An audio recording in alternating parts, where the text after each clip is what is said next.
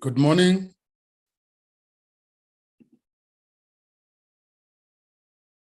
Morning, Chair. Hey, good morning, colleagues. How are you? Is everybody fine? We are Recording in progress. I'm well too, thanks. I think we must start. Good morning, Honorable Singh. Morning, Chairperson. How are you doing this morning? I'm very proper, Honorable Singh. I hope you're well too. Yeah, I'm fine. Thanks. I'm fine. Thank you. Wonderful. Honorable Paulsen, good morning.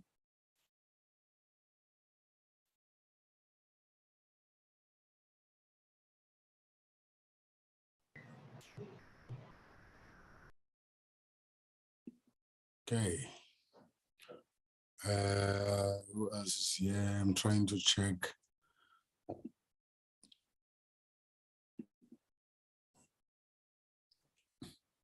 Honorable Bryant. Good morning, Honorable Bryant. Morning, Chairperson. You good? Very well, sir. Very well. Wonderful. Thanks. Good morning, Honorable Gancho. Morning, Chair. I'm on my way to Parliament. I'm good. Choppy chop. Yes, choppy chop. I don't see other honorable members here. Hello, good morning, Chairperson. My apologies. Are you well, Honorable Paulsen? Yeah, I just had some technical difficulties here. It's a bit difficult to switch on my video. It's also asking me about system preferences. I don't know what that. Yeah, no, the country's in a mess. Oh, it's bad. But you know, Moss. I don't know what to tell you. Anyone who disagrees with me is living on another planet. Country's in a mess. I don't know. Okay, let me check other honor. I don't see other chilies. Are there apologies? Honorable Mbata is in the meeting, Chair. Sawubona, Honorable Mbata. Hi, Chair. Awufuni ngibekule meeting yakho. Morning. Angithi ngiyasho ukuthi ngineyinkinga ingibiza ngama-system preferences. Angiyazi what is that. Okay, but I did tell Chileka that we have thunderstorm this side of Tswana. So if it continues, I'll be forced to log out. But for now, I'm in the meeting. Okay. Kona banye chilies? Not yet, Chair. Do we have a quorum? Chairperson, I am here. I'm not sure it's because of the load shedding, whatever, but I'm here. You can't see me, I know. But I'm here. You're too dark. Black is beautiful. Black is beautiful, I agree with you. Beautiful one. Yeah, hey. Sawubona, Honorable Dlamini. Hey, dumelang, sanibonang absheng, dimachirun. Hey, that I did not expect that.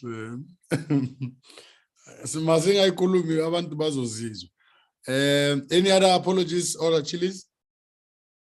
Yes, Chair. Minister and DG, they won't attend. And then Honorable Hamil will have load shedding from 10. Honorable Ganjo is going to Parliament. There's a duty week. Honorable Singh has got a plenary at 10 also. And Honorable Mbata, yeah, she's having a bad weather. So those are the apologies, Chair, that I've got. Okay. So I'm likely to be left alone, essentially. Yeah. We are here, Chair. Wow. Thank you for being here, Chilies. Okay, good morning, honorable members. Once again, greetings to our guests, the presenters, and the people of South Africa. The agenda is being flighted. Welcome to the meeting of the Portfolio Committee of Forestry, Fisheries, and Environment.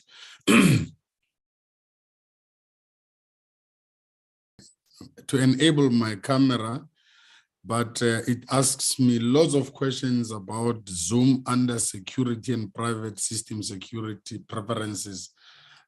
So I will use my iPad to also log on so that you can see that indeed it is me, and so that those who do not know me can put the face behind their voice. We accept the apologies of honorable members. We understand that there are other mini plenaries and budget debates in Parliament that are taking place. The agenda is as flighted. Ordinarily, the agenda of our meetings on virtual platforms should not even be adopted, because it's basically about the presentations from various stakeholders on climate change bill. Perhaps just to give you a bit of a synopsis, we have started this journey in Mpumalanga.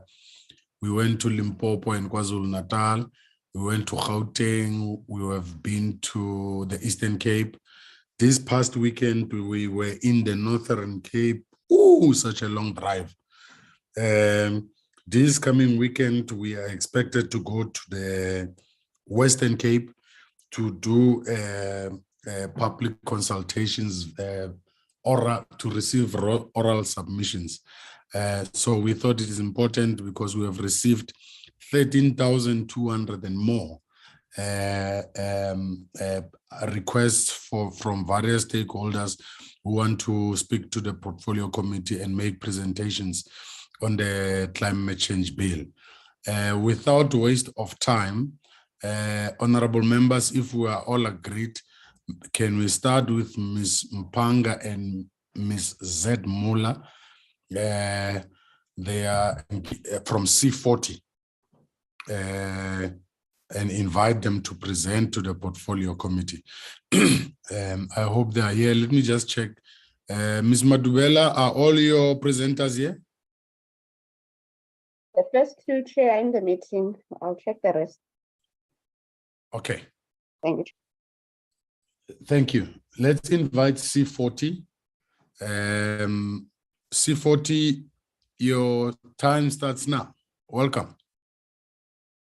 Thank you, Chair, and good morning, honorable members and colleagues. My name is Mpaka. I am coming to present on behalf of the 5 C40 city members in the Republic, which is City of Tshwane, City of Joburg, Ekurhuleni, eThekwini, and Cape Town. I would like my colleague, who's also in the meeting, Zarina, to flight our presentation so that I can quickly go through it.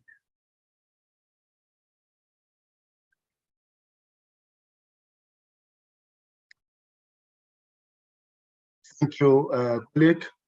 As I've indicated, Honorable Chair, this presentation was a collective submission of the 5 C40 cities. C40 is a global network of mega cities, which have got a key agenda on climate change, sustainability, and the green economy space. We have about 12 members on the African continent, and globally 90 in total.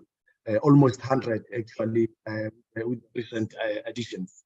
So our submission was done sometime last year, May, after numerous consultations, and this was, I must add, the second submission since the first one was done around 2018. Next slide, please.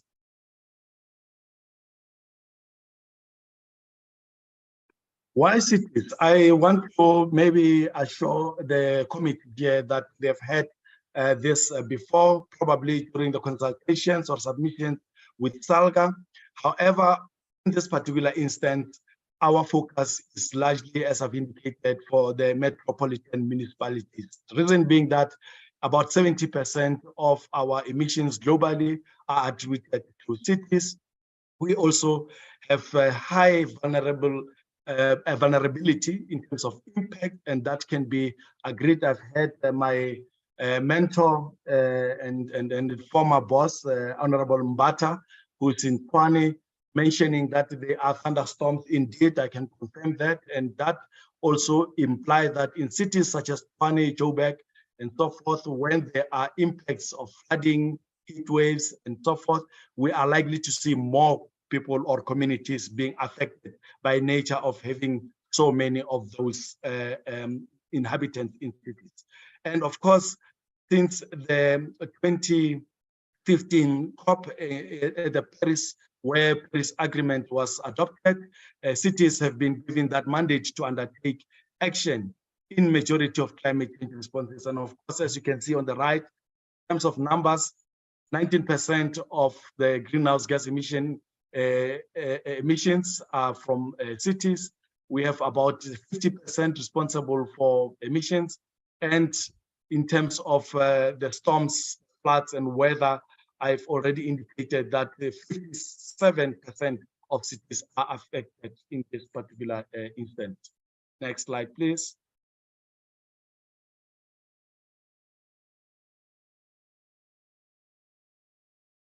This, I think I've already touched on, and we can move to the next. The key recommendations as following our submission are as follows, Chair. One, to address the resource and capacity constraints to action the bill. I think that also you would agree that it has been raised, I think, under SALGA submissions, that we need to see more capacity in terms of resources, particularly so that the bill can be actioned as soon as it is passed. Secondly, illustrate a strong ambition and recognize the agency of climate response by using the term carbon neutral instead of low carbon. I suppose you will agree that in most of the references, the bill as it stands now, it speaks of low carbon, and we believe that we should aim for carbon neutrality to demonstrate our ambitious plans to deal with the rising carbon emissions in the country. Recognize the applicability of municipal forums on climate change for metropolitan municipalities. 4, to strengthen the reporting structure between local government, provincial government, and national government to ensure effective alignment and coordination across the 3 spheres. And this, I think, can be overemphasized because, for example, the very 5 metros that I've made reference of have already developed and approved their climate action plan. And of course, that was after immense work of conducting some greenhouse gas emission inventories, also the climate risk and vulnerability assessment. And as a result, this kind of data can be better used in the country where there is a very strong reporting structure throughout the 3 spheres of government. 5, provide clarity on the responsibility, accountability, and implementing structure at national level. 6, include local government representation in the Presidential Climate Commission. I suppose because it's been over a year, this recommendation was drafted. There's been much progress, which we welcome, Chair. We've noted that the Mayor of Cape Town is indeed part of the PCC, and we really applaud the effort. Next slide, please. 7, incorporate existing work done by metropolitan municipalities on climate action, such as the climate action plans. I suppose I've made mention of that there is valuable data that both the department and provincial departments can benefit out of such data, particularly when it comes to reporting in support of our NDCs. Recognize the role of metropolitan municipalities in climate mitigation, enable scaling up efforts, and this, of course, relates to already programs that are running, like the BRT system, and some of the metros has already gone quite far in terms of introducing renewable energy into the grid, and there are also efforts in terms of waste minimization and also alternative waste treatment. So this is some of those programs that can be replicated in other municipalities as well, include a reference to a platform for information sharing across all spheres of government, private sector, academia, and civil society, support the integration of just transition into local plans, processes, and existing municipal structures. Because we have also noted as part of our involvement and participation at the PCC that on the local level, there isn't much reference and maybe even applicability that municipalities can take that opportunity. And we believe there is a role that can be taken in that particular instance. Include and recognize the role of research institutions in responding to climate change, most of which, of course, reside or are hosted in these metropolitan municipalities. In terms of addressing the resource and capacity constraints, the rationale is that the bill is silent on the provision of resources. And I also noted that Salga has also indicated on that. We are quite, I think, privileged as some of the metros have support like through C40 and other structures. And this, I think, goes throughout the bill. There isn't any specific section, nor an actual current text. And therefore, the proposed recommendation is that the bill should include text that unpacks how government plans to address the resource and capacity constraints. 2, it is suggested that the government consider the establishment on climate change action grant, a fund, and that can be accessed by municipalities and other public entities, and establish a new Working for Climate program similar to the one that we have for Working for Water and other similar programs, Working for Fire and so forth. Next slide, please. Secondly, illustrate strong ambition and recognize the agency of climate response by using the term carbon neutral. I've made mention of that. It goes throughout the text. Currently, it makes reference to low carbon, which we believe should be replaced by carbon neutral throughout the bill, just to make sure that it is, looking at a long-term ambitious target in terms of our commitment of 2050 and beyond. Next slide, please. Recognize the applicability of municipal forums on climate change. We have specific references here, where section 9 on page 9 is currently saying every district intergovernmental forum established in terms of section 24 of the Intergovernmental Relations Framework Act also serves as a municipal forum on climate change. And 2, section 25 and 27 of the IGR Framework Act apply to a municipal forum on climate change. Proposed recommendation is the section should be amended in order to establish a suitable structure or approach that includes metropolitan municipalities for reasons that I've articulated previously. Next slide, please.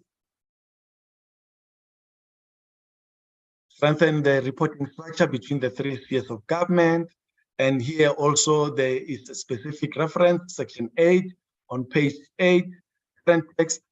I think as listed there, we are proposing that provide provision of clarity on the reporting structure between local government, provincial, and national. Provide clarity on the role of the President Coordinating Council in climate change response. I think this one also, we have been overtaken by events. There's been progress in the PCC, and we really appreciate of that fact, and ensure local government representation in relevant decision-making forums. I've also alluded to that, acknowledging of the Mayor of Cape Town present at the PCC. Next slide, please. Provide clarity on the responsibility, accountability, and implementing a structure at national level. The rationale, again, is unclear from the bill who holds the powers, because currently there is also, especially with the competing needs, there's that element of saying, but this is an unfunded mandate that you are busy with, and you should be focusing on core mandate. And therefore, we believe that we should rather have the following text, particularly looking to section 8, 9, and 10. The text should read, establishment of an implementing decision-making body or forum at national level, which is made up of all relevant national departments, including representation from provincial, local, and civil society and business. Next slide, please.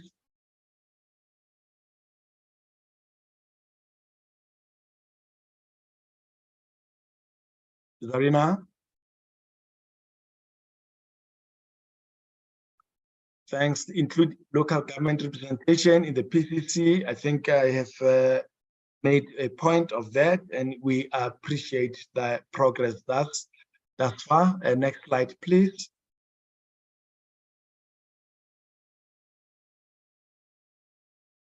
Incorporate existing work done by metropolitan municipalities. Indeed, the rationale there being that some municipalities have already conducted their needs and response assessment and have already adopted climate change response implementation.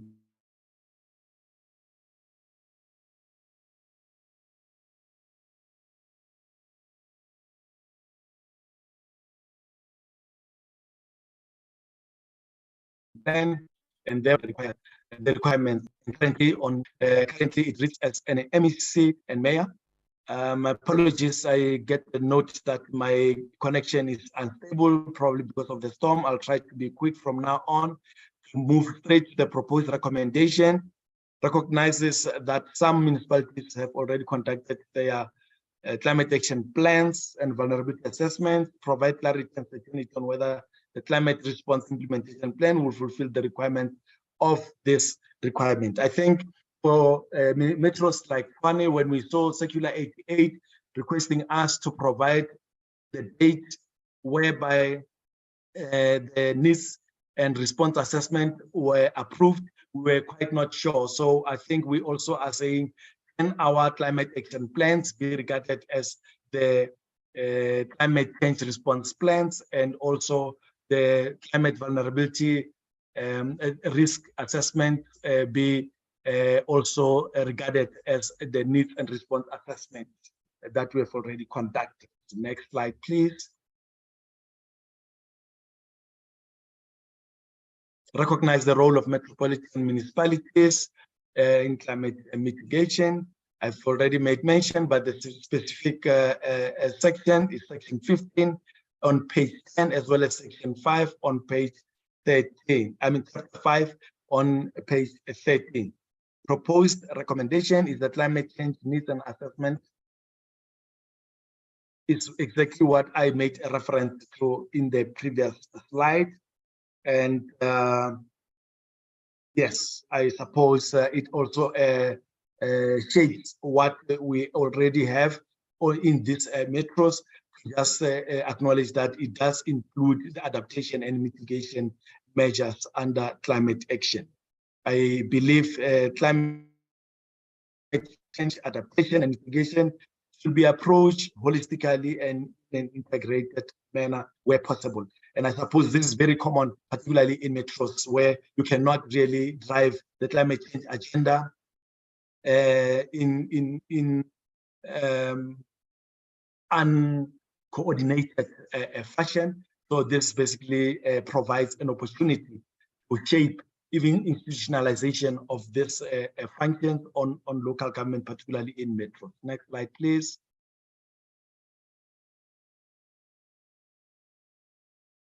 Include reference to a platform where information sharing across all spheres of government, private sector, and civil society. And this basically goes throughout the bill. The proposed recommendations is consider including chapter 6 suggested text. The minister may coordinate across relevant departments and institutions to support the provision of relevant climate-related data to inform effective planning across all spheres of government based on the best available science and data. I think we already spoke to that aspect. Next slide, please.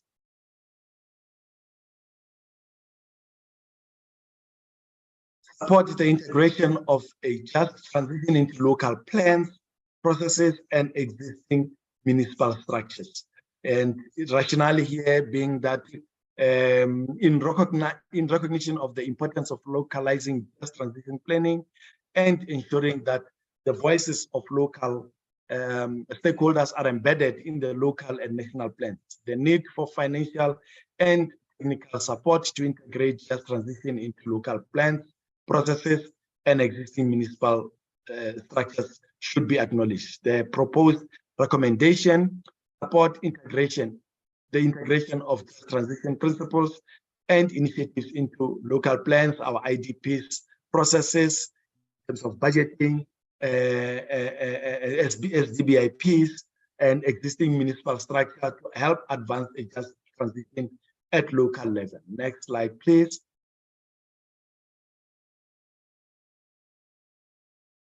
Include and recognize the role of research institutions in responding to climate change. I think here we are strong proponents of this partnership.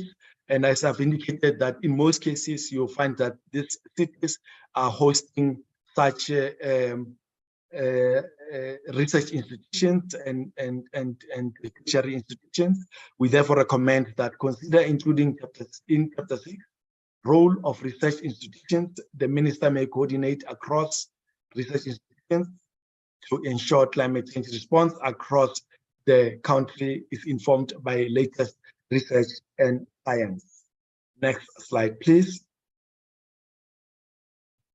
In conclusion, we have the view that cities welcome the opportunity to provide this input, and we really appreciate the progress that has been done thus far since our submission. And secondly, as the recommendations put forward, there are significant gaps which need to be addressed in the climate change bill. And lastly, it is critical the perspectives of local government to be reflected in all key national documents, including but not limited to this particular bill, the integrated resource plan, and the nationally determined contributions of the NDP. We're looking forward to ongoing engagement, and we are committed to be of partnerships and value moving forward. Thank you very much, Chairperson, and that is our submission.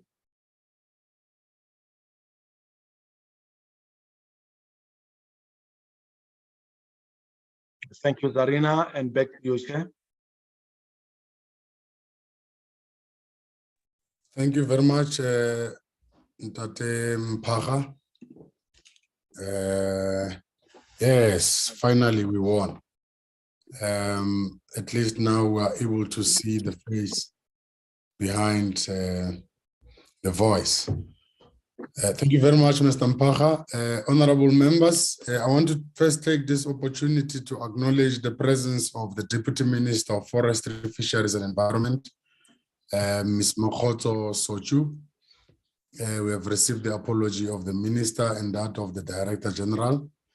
I am also told that Ms. Sue Middleton, the DDG of Fisheries, is here. The DDG of Climate Change and Air Quality Management is also here. The Chief Director of Climate Change Adaptation is also here. The Chief Director of Climate Change Mitigation and Specialist Monitoring Services is here. The Director of Law Reform, the Director of Air Quality Management Services, the Acting Director of Compliance, the Acting Director of Monitoring and Surveillance, Ms. Mbokoto from the Office of the Director General, Ms. Ndibongo from the Office of the Director General, Ms. Leontinis from the Office of the Minister is also here. the PLO from the office of the DM and the PLO from the office of the minister, they are here. The chief director of governance and executive support, the head of the office of the minister is also here. You are all welcome, colleagues. Honorable members, may I invite you to engage the presentation of C40.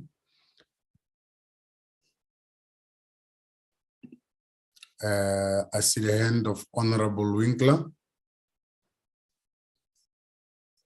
Please proceed, Honorable Winkler.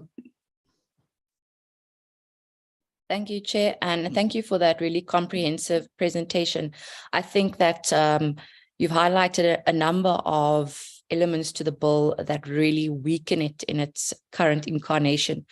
I wonder perhaps if you could shed some light on the grassroots mobilization of communities, and in terms of how, as a portfolio committee and government, we can really improve the way that we communicate on climate change to communities and what this actually means to them on the ground, and how climate change impacts them. Because I feel, especially when we've had our climate change, public participation and from other interactions with just, people on the ground, there really is a lack of understanding, I think, of what climate change is because of the way it's spoken about in often very technical terms, and why this is really important and how this actually impacts the most vulnerable communities, and perhaps suggestions on ways that we could advance that cause going forward.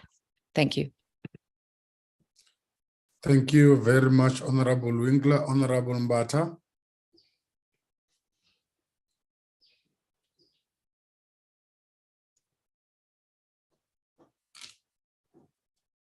Honorable Mbata.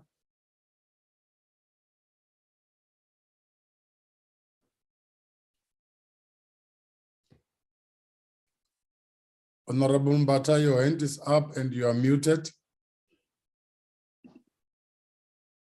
Thank you, Chair. I won't open my video so that I save my interference with the connectivity. Thank you, Ntate Mpaha. I was worried when they say Miss Silo Mpaha. I thought it was somebody else. Thank you for the presentation. And I think it's clear and straightforward. But what I want to know, with the issue of the lack of HR resources in the municipalities, because I know you, if I'm not mistaken, you are placed under the mayor's office. I want to know, because we have the environmental health practitioners there, and we have also the Department of Environmental Management within the municipalities. Let me take where we are, me and you. How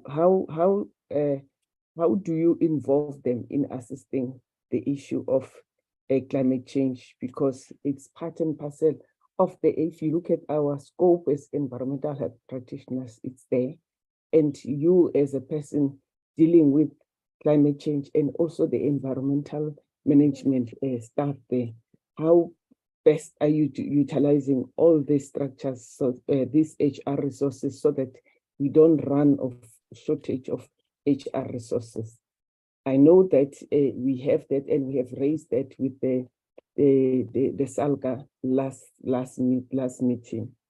And then the other issue is that when you talk of the metros only, have you ever thought of the small municipalities?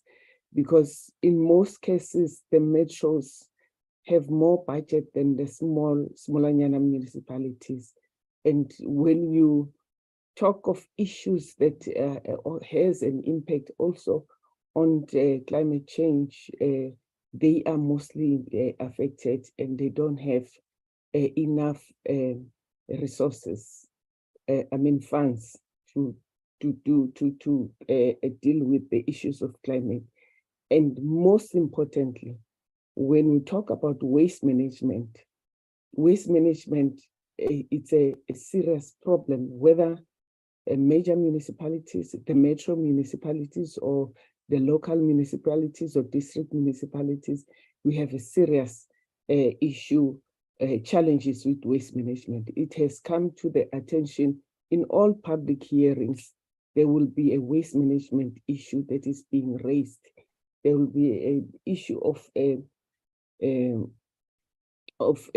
illegal fire burning and so forth. So what is your take on this, the plan with the integration on when it affects, when it's part and parcel of the climate change, yet it is under waste management, the environmental management department? How best do you liaise with these other departments within your municipality in order to deal with the issue of waste management? I'm saying this because we have a lot of illegal dumping, and let me take Tshwane again. They've sent a communication that they are no longer cleaning the illegal dumping, and some of the communities, I will speak of Atteridgeville, I will speak of Mamelodi and Soshanguve, they've started their own cleaning campaign, but it doesn't last because there's no buy-in from the municipality to work hand in hand with the community so that we eliminate this issue of illegal dumping, which sometimes is being caused by the waste management contractors, where they are supposed to come and collect today, they don't come and collect today. Where they are supposed to come and collect between 5 and 7 in the morning and 4, but they even end up collecting at night, 10 o'clock, which is something that must come back to the municipality to fix it. And the other thing is the issue of I want to ask all of you as metros to say, how are you assisting us when it comes to the public participation of the climate change bill?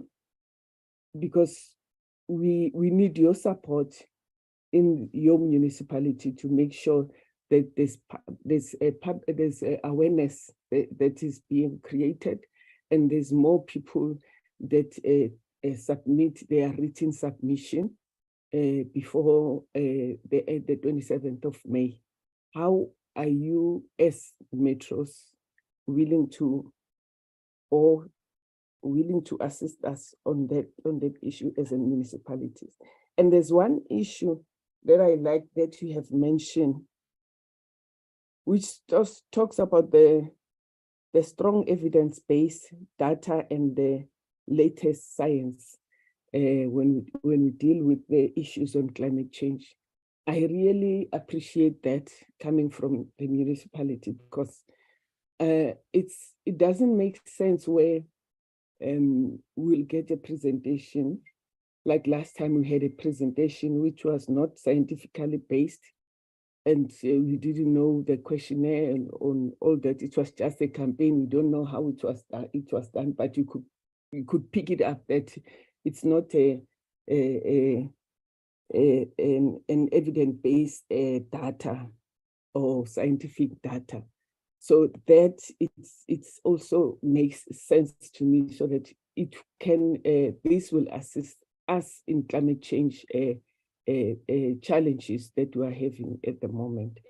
I will stop there, but what I'm saying is that your presentation is straight to the point, and some of the things I think the department will have to respond on them, because they are directly relevant to the department, and they have the answers more than us. I am happy that in your presentation you are saying that all spheres of government and all private companies must also be involved in information sharing and other issues that affect climate change, because really it does affect all of us as citizens of this country, the beautiful country, Republic of South Africa. Thank you, Chair. Thank you very much, Honorable Bata. Are there other takers? Further questions on the presentation?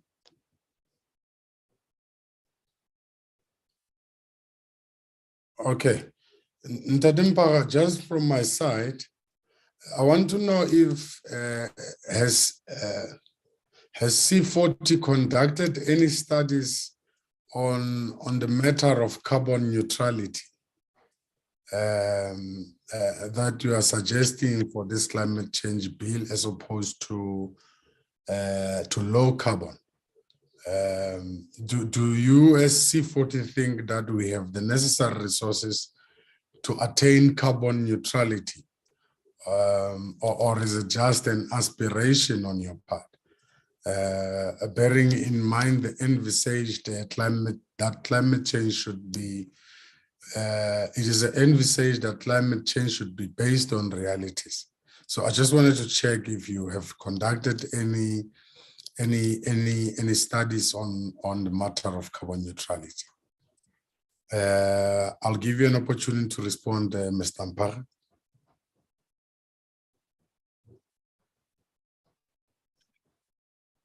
Thank you once again, Chairperson, and I would like to maybe even invite my colleagues. I've noted Lebo Molefe from City of Joburg, Itumeleng Masenya from Etukwini, and maybe others that I might not have picked throughout the meeting, including Zarina from the C40 leadership. Switch off the video.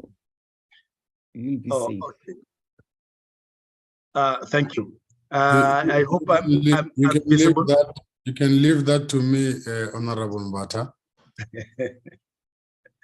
Okay.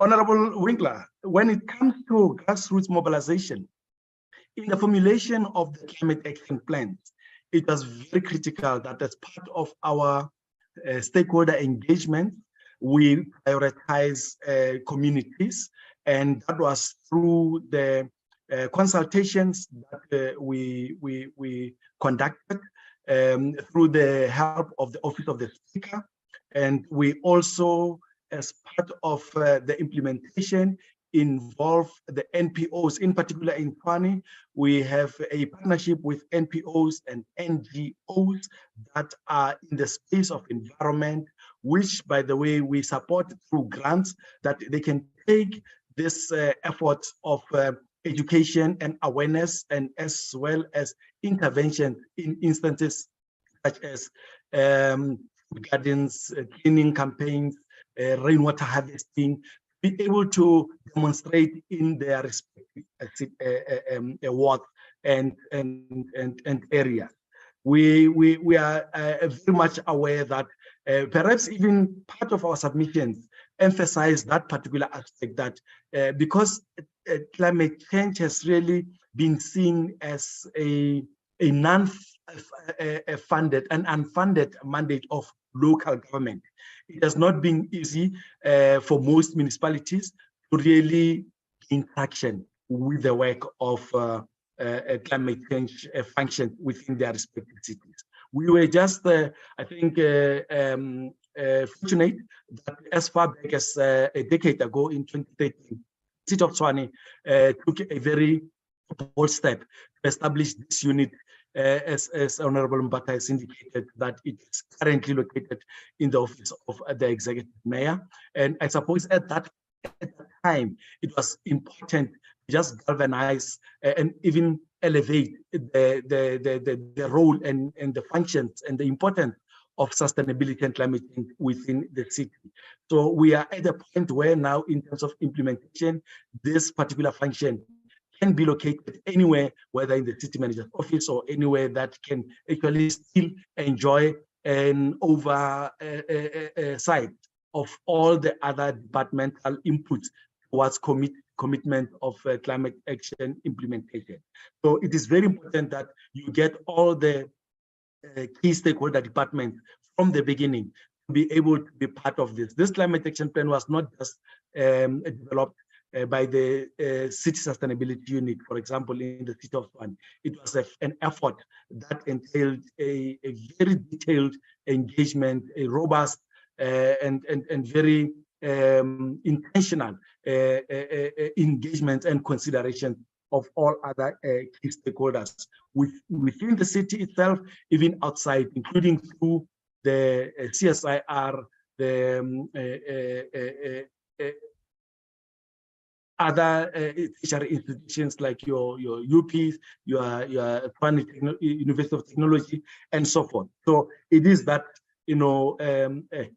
far-reaching extent that you need to sort of have a very solid plan before you can take it for approval by council.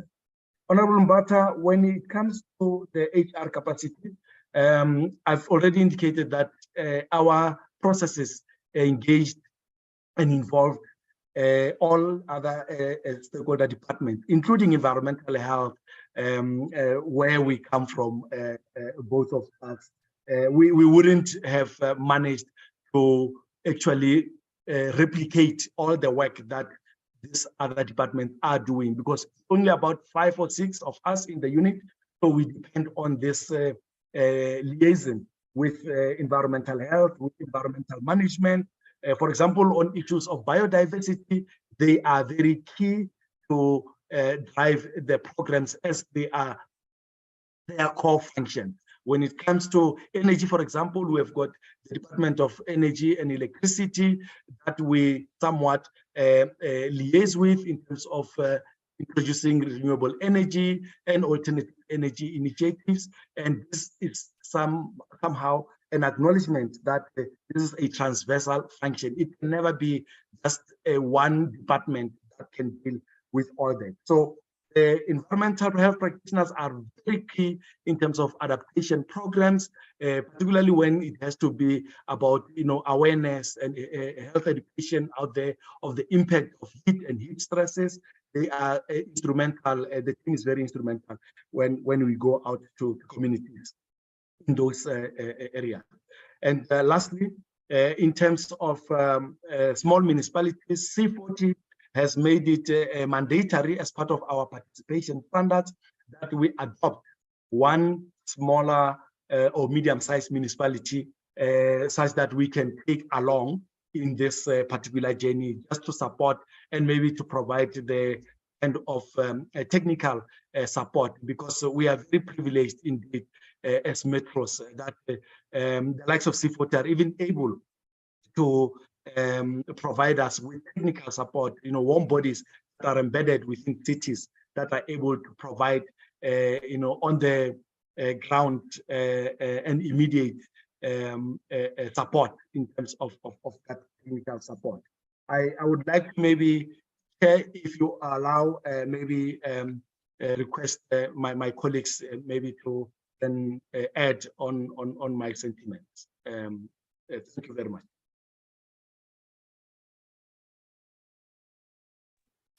How many are your colleagues, Mr. Mpaha? Zarina, Lebu, and Itmeleng, if there is any addition, maybe starting with Zarina. I'm sure you don't want all of them to speak. Am I right or am I right? Very right, Honorable Chair. Zarina can sum it up for all of us. Thanks. Sure. Thank you so much, Chair. I think maybe just to respond to your last question around whether C40 has done any analysis on achieving carbon neutrality. So as part of the climate action planning process for all the 5 cities, we ran a scenario planning approach to look at greenhouse gas emissions and reduction opportunities. And we found that we can achieve about 50 to 60% emission reductions if we focus on electricity, and a further 20% to 30% if we focus on transport. The resource implications is quite significant, but ultimately we get between an 80% to 90% reduction in emissions by 2050 with existing technologies and existing using the adjusted IRP with the high renewable percentage. There is a gap in emission reductions, but we believe that it is possible with new technologies, constant revision, and with alignment and working very closely together with national government, with private sector.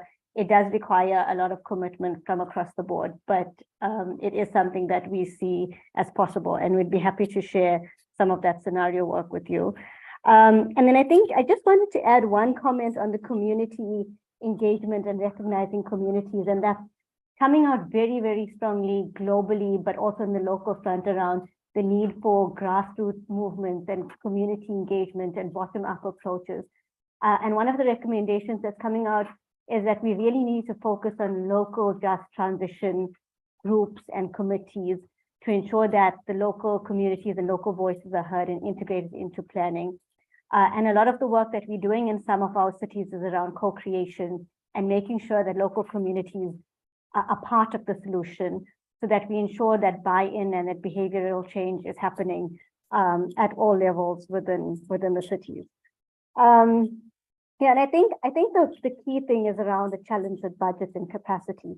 All of our metros, as the previous speaker said, have more budget than the smaller municipalities, but we're still struggling, and we're trying really hard to integrate climate change into all different sectors, whether it's waste, whether it's environmental health, whether it's transport. But the pace and the scale is not as fast as we would like, and that's why we're calling strongly for national government to help us to think of innovative ways so that we can accelerate finance in the space. That's it for me. Thank you.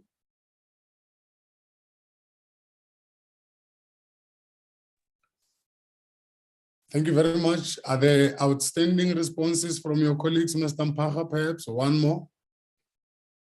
At least you have 1 more minute to spare.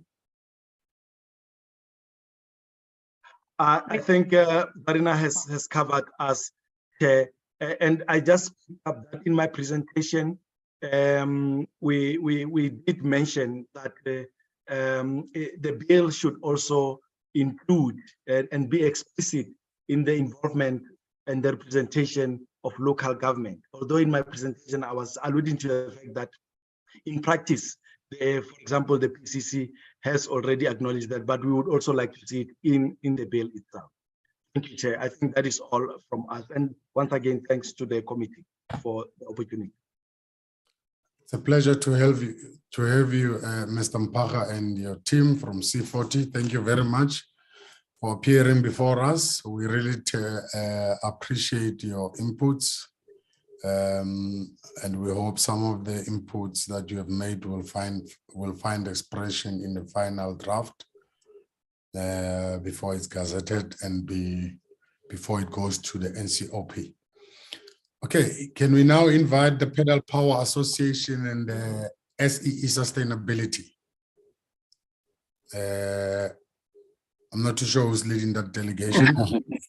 Good morning, Chair. Good morning, committee members and all attending. It's Gordon Lang that is presenting on behalf of the Pedal Power Association and Sea Sustainability. And thank you very much for the opportunity to do so. Just checking that you can hear me, Chair, and I'll just put my camera on very briefly so that we can just see who I am. Very important, very important. If the signal stays as it is, I'll keep the camera on. If it drops off, then I'll take the camera off, Chair, if that's all right.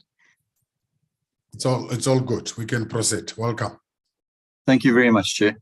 Good morning, everybody. Just a very quick introduction to Pedal Power Association and Sea Sustainability. The PPA, as it's known, was established back in 1976. It was one of the earliest cycling organizations established in South Africa and is one of the largest member-based cycling organizations in South Africa. And its mandate is to promote the interests of cycling and cycling in all its forms, especially the means of transport, whilst also considering other means of non-motorized transport as well. Sea Sustainability is a small niche consultancy and advocacy organization focused on helping raise awareness, shape thinking, and develop strategies to address sustainability issues in both the public and private sectors. And the two organizations are working very strongly in the sustainable mobility sector at the moment to push the agenda for climate change, developing greater resilience and efficiencies, and also play a role in reducing GHG emissions and addressing the just transition. Presentation this morning, just very quickly going to go over just a very quick introduction and then background to why the comment on climate change from a sustainable mobility perspective, and then just some conclusions and recommendations that lead to the comments on the climate change bill. I think one of the things that we always think about is we look at things from one point of view, and quite often there's another point of view to take. And I think this slide really shows it well. To many of us driving along a road, this would be a deer crossing road. To the deer in the forest, the road is actually cutting through the forest. So it's not always what they seem to all of us in that sense. We've touched on various issues around climate change, and I think the key is the recognition of the existential crisis that we're speaking about at the moment. And the most important documents right now are the Intergovernmental Panel on Climate Change's series of reports, their Assessment Review 6, which really spanned 3 years, 2021 right through to the synthesis report that came out a month ago, addressing all the issues of climate change, and also recognizing how important climate change is for man's ability to thrive and survive. And the minister has recognized this in the comment on the IPCC 3 report, or the third report of the IPCC AR6, which is the mitigation of climate change report.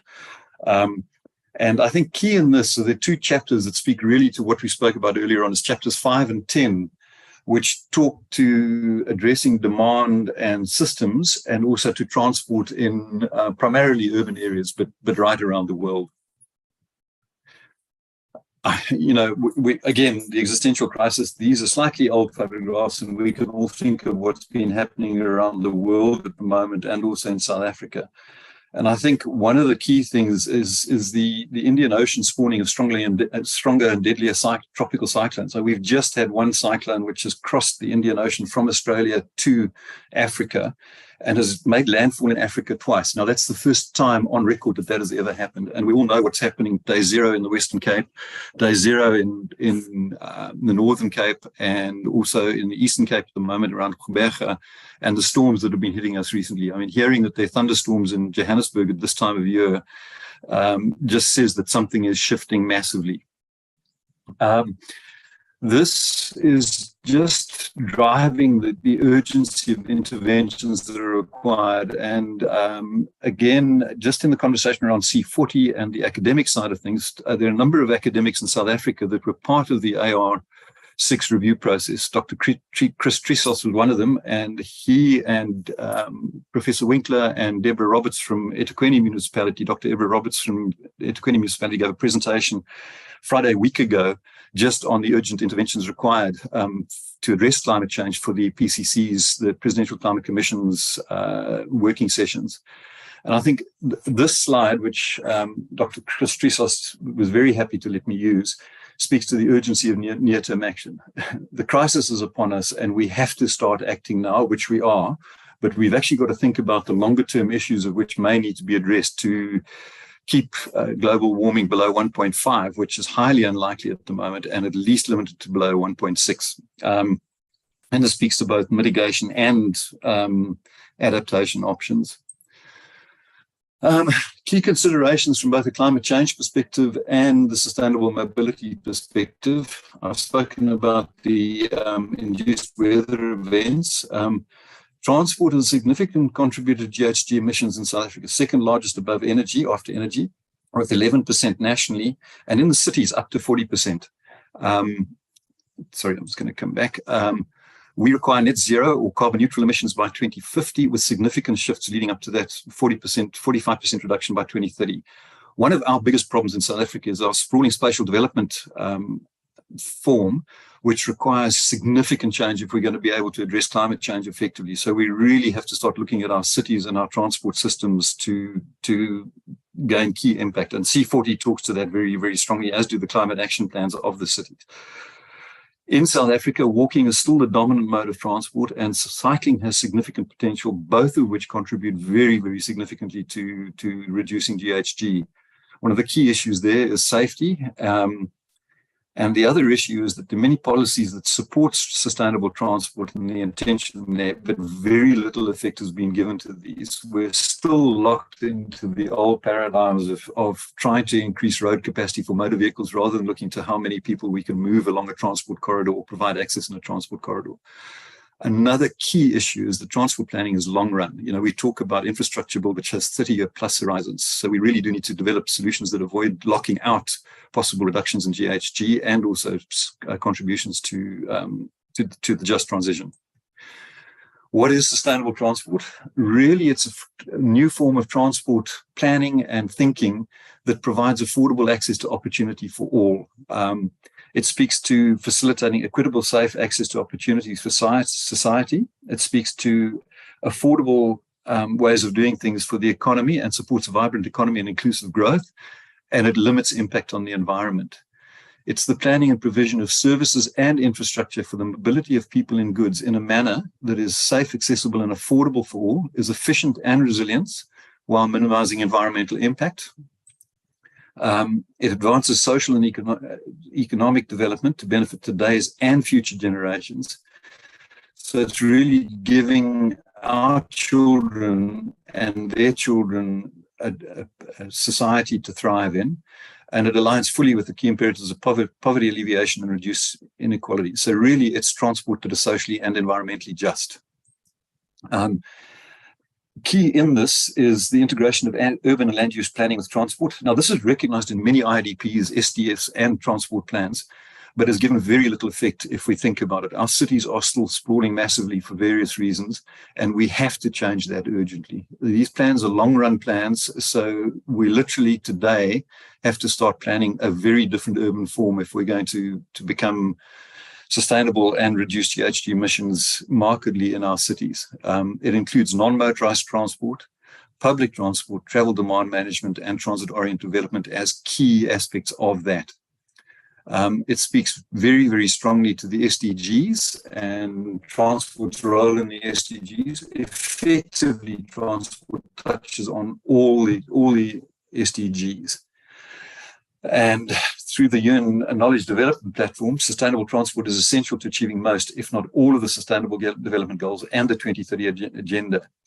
It's not represented as a standalone SDG. It is mainstreamed across several SDGs and targets, especially those related to food security, health, energy, infrastructure, and cities and human settlements. It reduces emissions, it improves equity, it reduces poverty, and it builds inclusive economies and settlements. One of the key SDGs is SDG 11, Sustainable Cities and Communities. And the primary goal is to make cities inclusive, safe, resilient, and sustainable. We've touched on what cities do and how many people are going to be living in cities and their impact on sustainability and GHG emissions. And there's significant pressure being caused through rapid urbanization. And within cities, transport contributes up to 40% of cities' carbon emissions. The C40 cities have recognized that, and it is part of the climate action plans for those cities. Sustainable cities, if we look at one way of looking at sustainable cities, zero carbon cities, they're connected, they're compact, and they're clean. And sustainable transport has a key role in achieving that sustainability and resilience, and thus reducing GHG emissions and becoming zero carbon cities. The other benefit of that approach is that we reduce the emissions of polluting gases other than GHGs, which improves the health in the cities. What does that need? Well, really, it needs turning the transport planning paradigm on its head, so that we look at walking and cycling as the departure points for transport planning, followed by public transport, and then only the private motor vehicle and increasing capacity for private motor vehicles. As I mentioned, it's inclusive and equitable, socially just. It's significantly more affordable, and there are many studies that speak to the affordability and the economic benefits of sustainable mobility planning. Key in it is environmental preservation, and that's beyond just GHG reductions. Biosphere integrity and improving biological systems is massively important. One of the key things, and I think Pretoria is one of the, or Tshwane is one of the cities that's leading that, is looking at resilience through stormwater management, through resilient systems, and a different way of looking at it. Very, very powerful process happening there. And that's just beyond the GHG emissions side of things. They promote livability and well-being, with many health benefits coming from that. And it's a catalyst too in supporting sustainable spatial, social, and economic development. But really, it does require turning the current focus on vehicle-based planning upside down. Just very quickly, what sustainable mobility really is based on 3 principles, which is touched on in the in IPCC AR6, the 3rd report, specifically in terms of addressing, sorry, I just see that my internet connection is unstable, so I'm just going to turn my camera off if that's okay.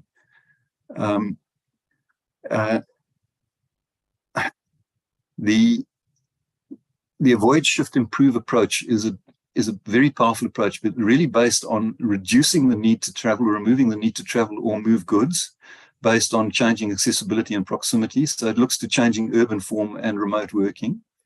Shift, it's using less carbon intensive modes, and many of the cities are already speaking to this. It talks to shifting to private or personal mobility from private vehicles and flight to walking and cycling, public transport and shared mobility options, and freight from vehicles and aircraft to, not so important in South Africa or possible in South Africa, but water-based freight, electrified road or rail freight, and now we're talking about hydrogen road and rail freight as well.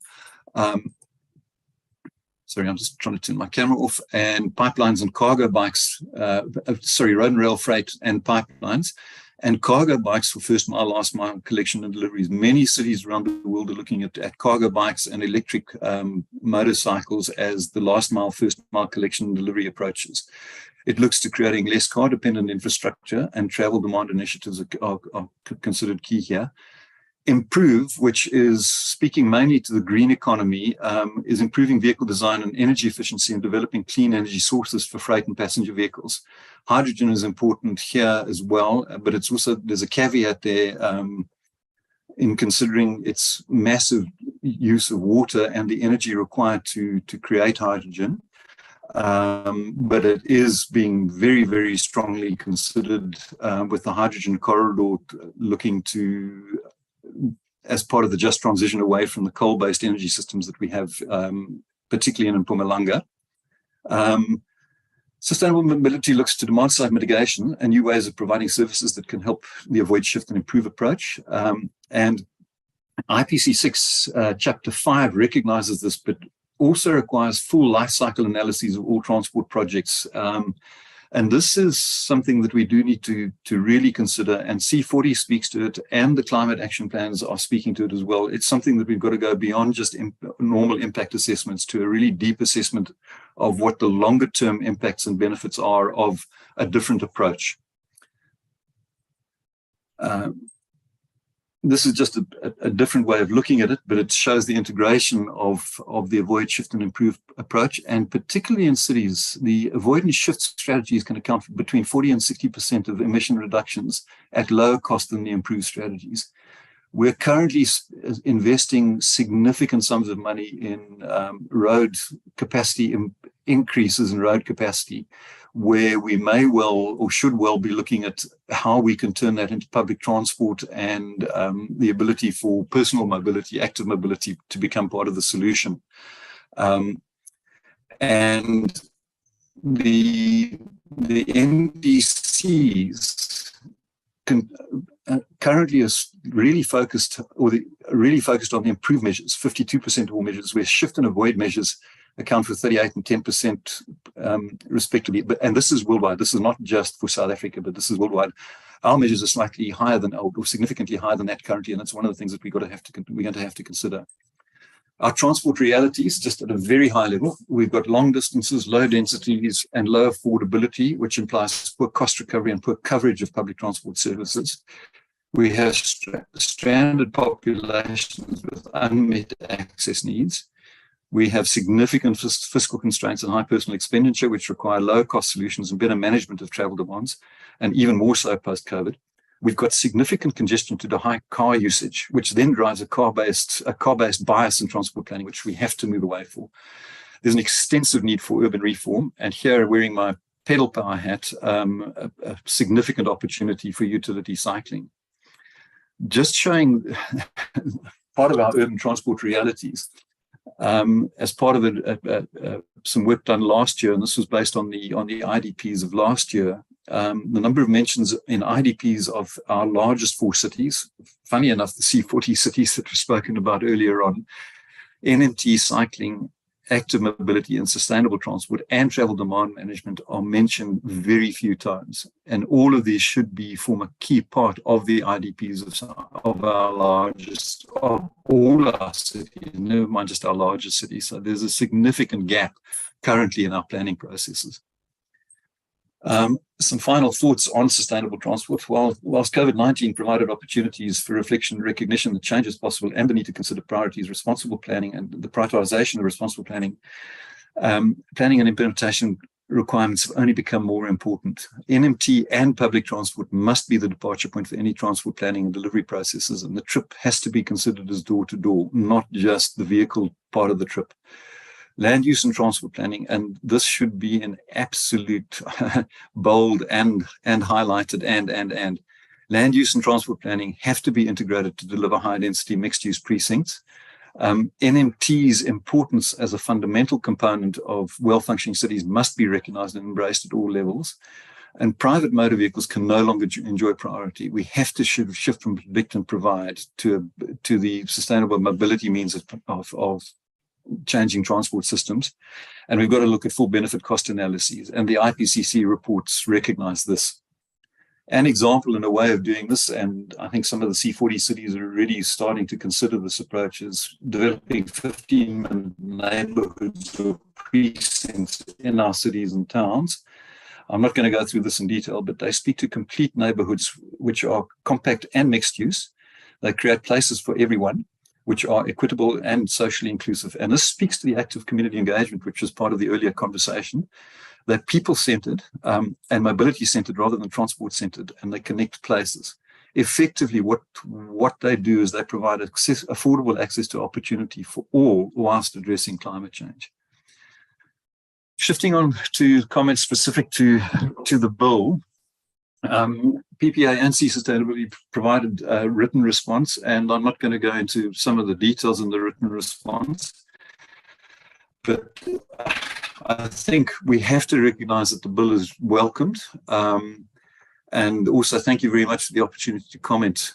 But I think that there are a couple of things that we really do need to consider. There's a critical urgency of what we're talking about at the moment. As Chris Trissos and Deborah Roberts and Prof. Winkler all said in their presentation Friday week ago, what we do now and in the next decade determines how things will look for the next decades and centuries, in fact. One of the problems that we see with the bill, the adaptation objectives are only required within 1 year of promulgation. That means that if the bill takes another year or two to be promulgated, it's only 3 years down the line. We've got to shift that. The National Adaptation Strategies and Plan is only required within 2 years of promulgation of the bill. And the provinces and metropolitan, and here I speak to district municipalities, just speaking to the concern around the smaller municipalities not having the capacity and resource. I think we've got to look at the district municipalities as part of the solution and capacitate them to be able to address the climate issues that are coming at us. I would also just recommend that we go beyond climate issues and also look at the biodiversity issues that are now facing us coming out of COP16. So we can't lose sight of that at the same time.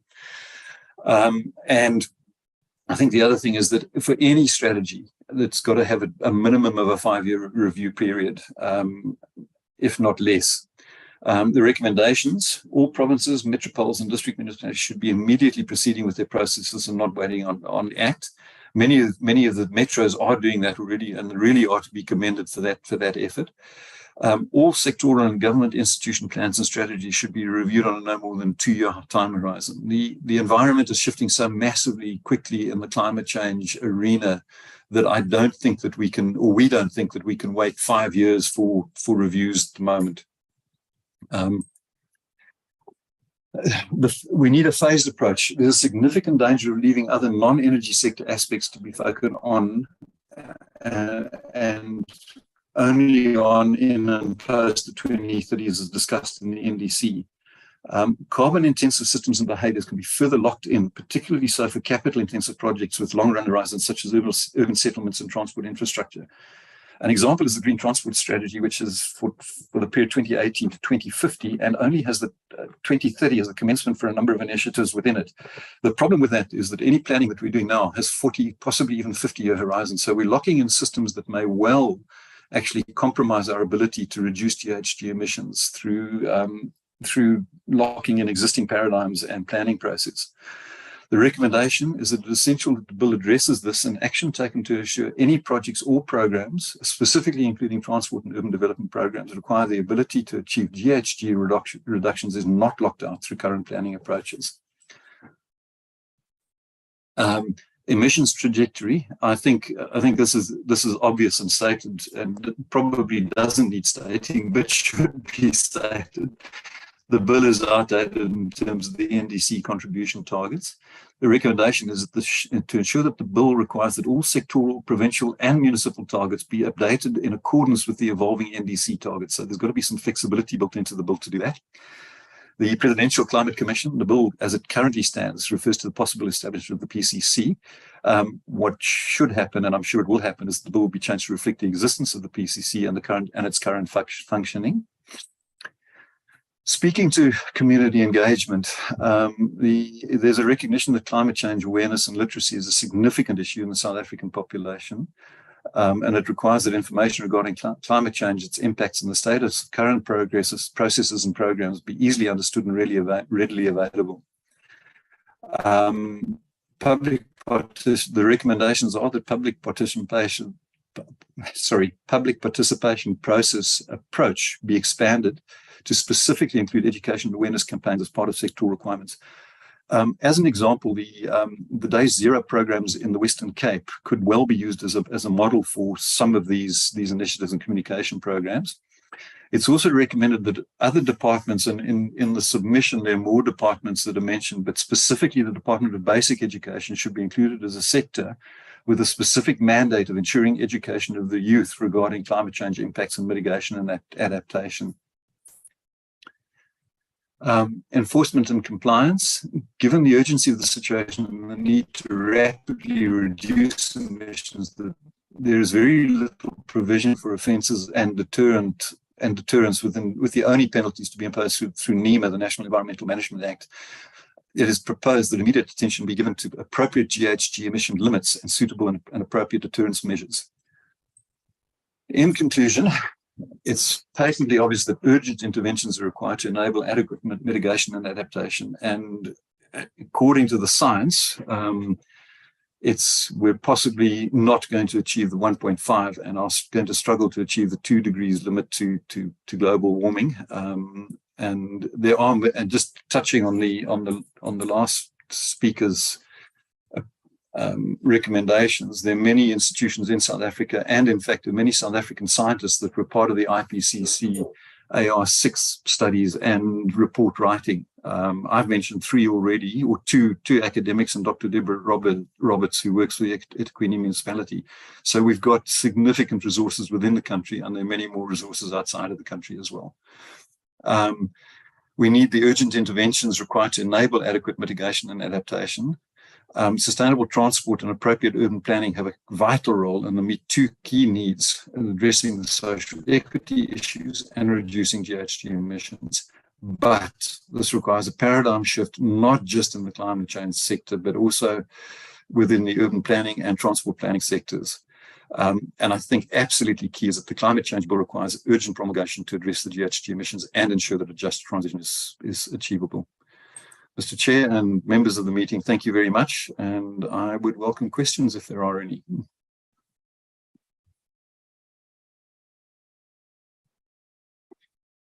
Thank you very much, Mr. Lang. Honorable members, that is the presentation of Pedal Power Association and Sea Sustainability. May I invite you to engage the presentation?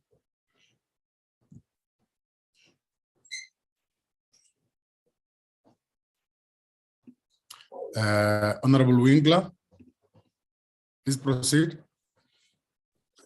Thank you, Chair, and please allow me to keep my video off. We have an unstable connection because of load shedding. I just want to say thank you again for a really comprehensive presentation, and it's very informative. We know that, the transportation sector after energy contributes the most to emissions in South Africa. And what I'd like to know is what would we envisage as the key first step in terms of electrifying the transport sector? What is feasible given the current climate and the economic constraints and the regulations? So what would, say, if the first 5-step action plan look like if we were to embark on this sort of rapid electrification? Thank you.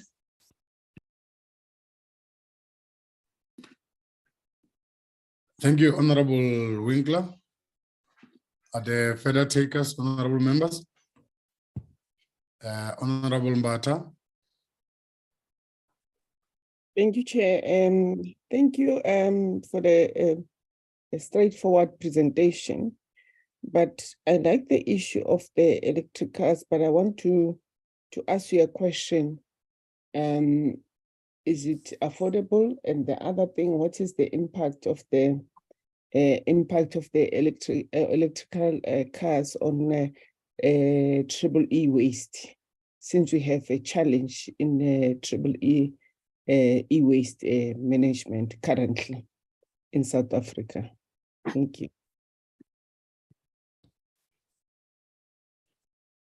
Thank you, Honorable Mbata. Are there other takers?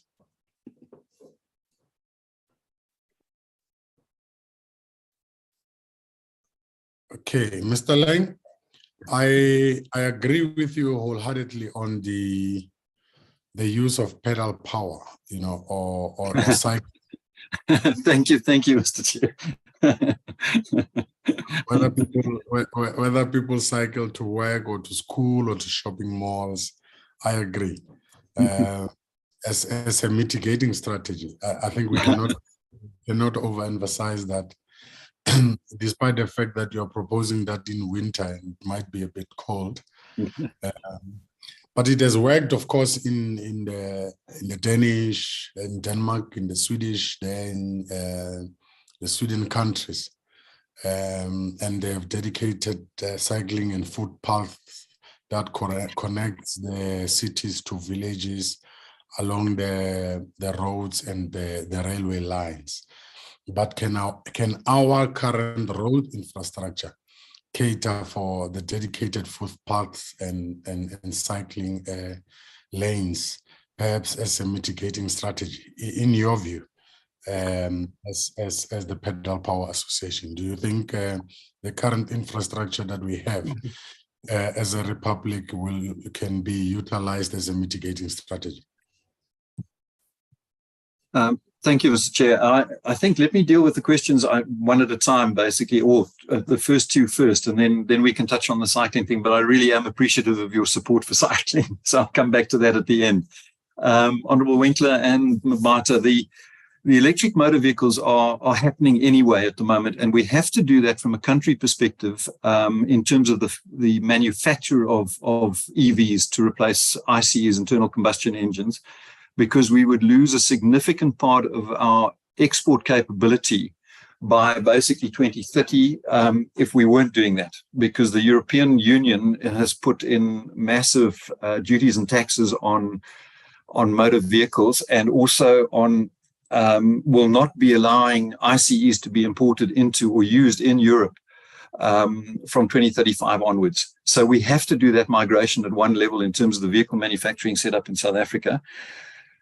Right now, I'm aware of a project that's looking at about 300 charging stations for EVs, rapid charging stations for EVs along the environmental assessment process is just starting for those along the national roads. One of the issues is the ability of vehicles to be charged, but rapid charging stations can give you a 15-minute charge to travel significant distances depending on the battery power of the vehicles.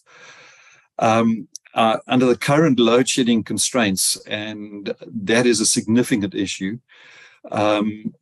And also with our electricity, as it's currently created through basically fossil fuel powered electricity, the environmental impact and GHG emissions from electricity and there was a study done by a German organization which looked at this, and a couple of years ago, the GHG emission impact of our electricity was as high as a number of our motor vehicles that are internally combustion engine propelled. So that shift will need alternative energy, renewable energy to actually become cleaner.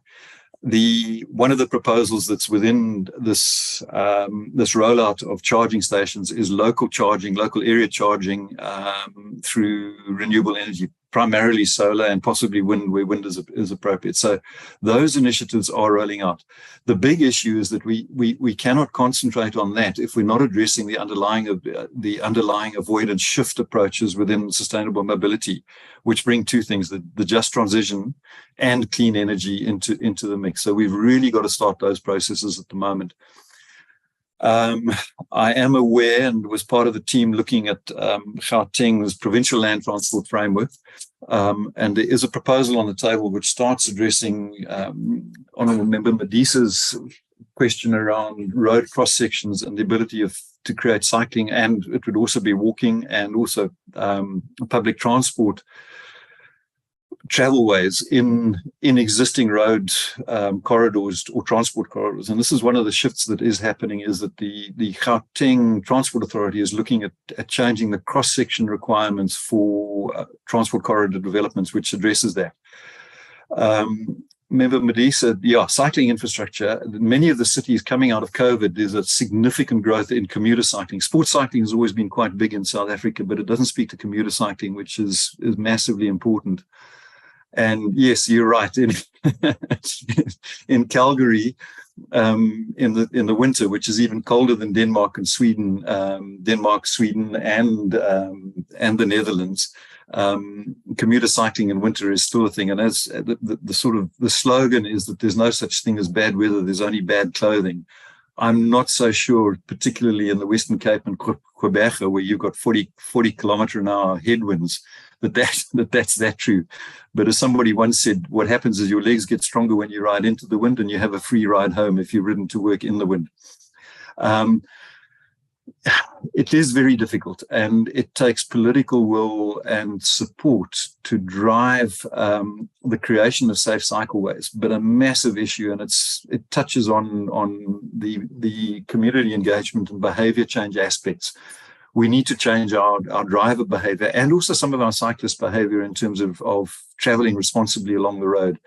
The Netherlands, part of their development program was a thing called the Kindermoord, the child murder demonstrations that happened because school children were getting killed on the road. So that was part of their drive towards cycling, was that, and it was to make the road safer for children to be able to cycle to and from school. And if you just think about it, and again, the Honourable Member, the Chair, is absolutely right. We've got school children that are walking between 10 and 17 kilometers to and from school every day. We don't have public transport systems that serve them. They arrive at school exhausted. So even just getting cycling into those areas, those rural areas, would help significantly. And there are many initiatives that are seeking to address this. Shavakalula from the Department of Transport being one. Short answer to all of this is there are many approaches that are needed. We can't not do any of them, and they're all complex, part of a complex solution. But we have to start somewhere, and we've got to keep on pushing. And there are a number of initiatives around the country that are looking into all of these, the transit-oriented development approaches of the BRT systems, the green economy and electric vehicles coming in. The one thing that we can do in the electric vehicle space is to look at reducing the import duties and taxes on those vehicles. So there's a benefit for that. So the financial issues would need to be dealt with and are being spoken about at Treasury at the moment. But again, it's an integrated approach that's needed, and it's many facets that have to be addressed as part of the approach. Thank you.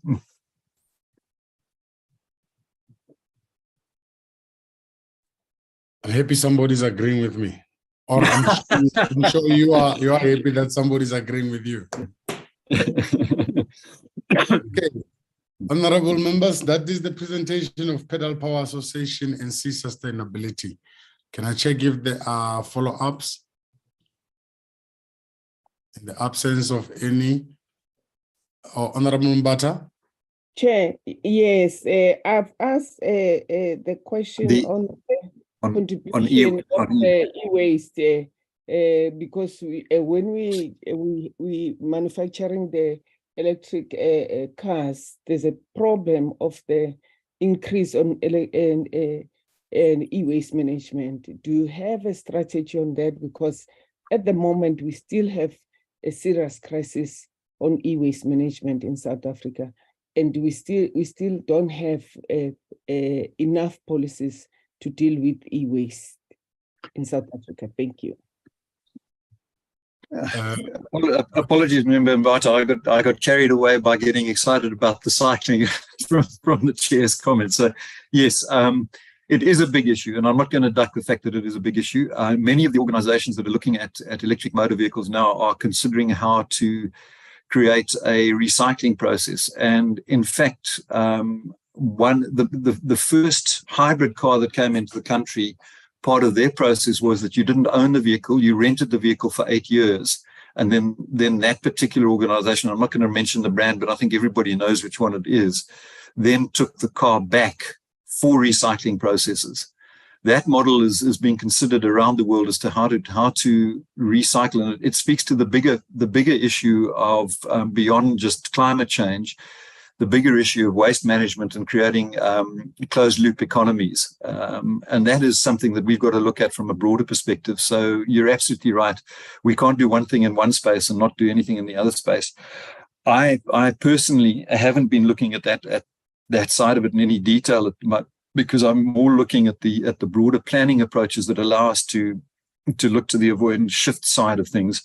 But it is something that needs to be on the agenda very strongly and needs to be brought up. I'm not sure that the climate change bill can address that, but members in the meeting need to be aware of that and just take it forward as part of the conversation going forward.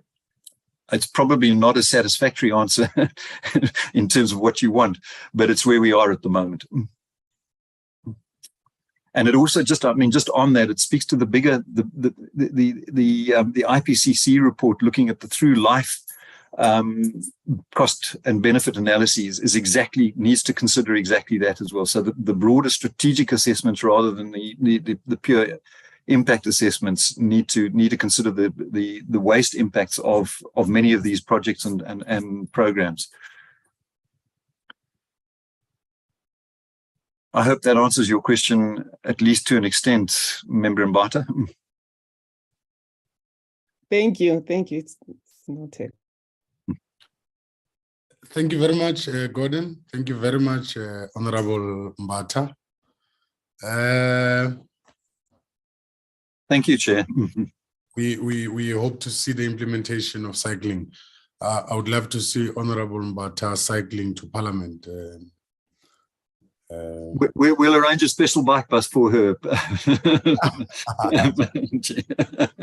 and for you, Chair, as well. Oh, I love that.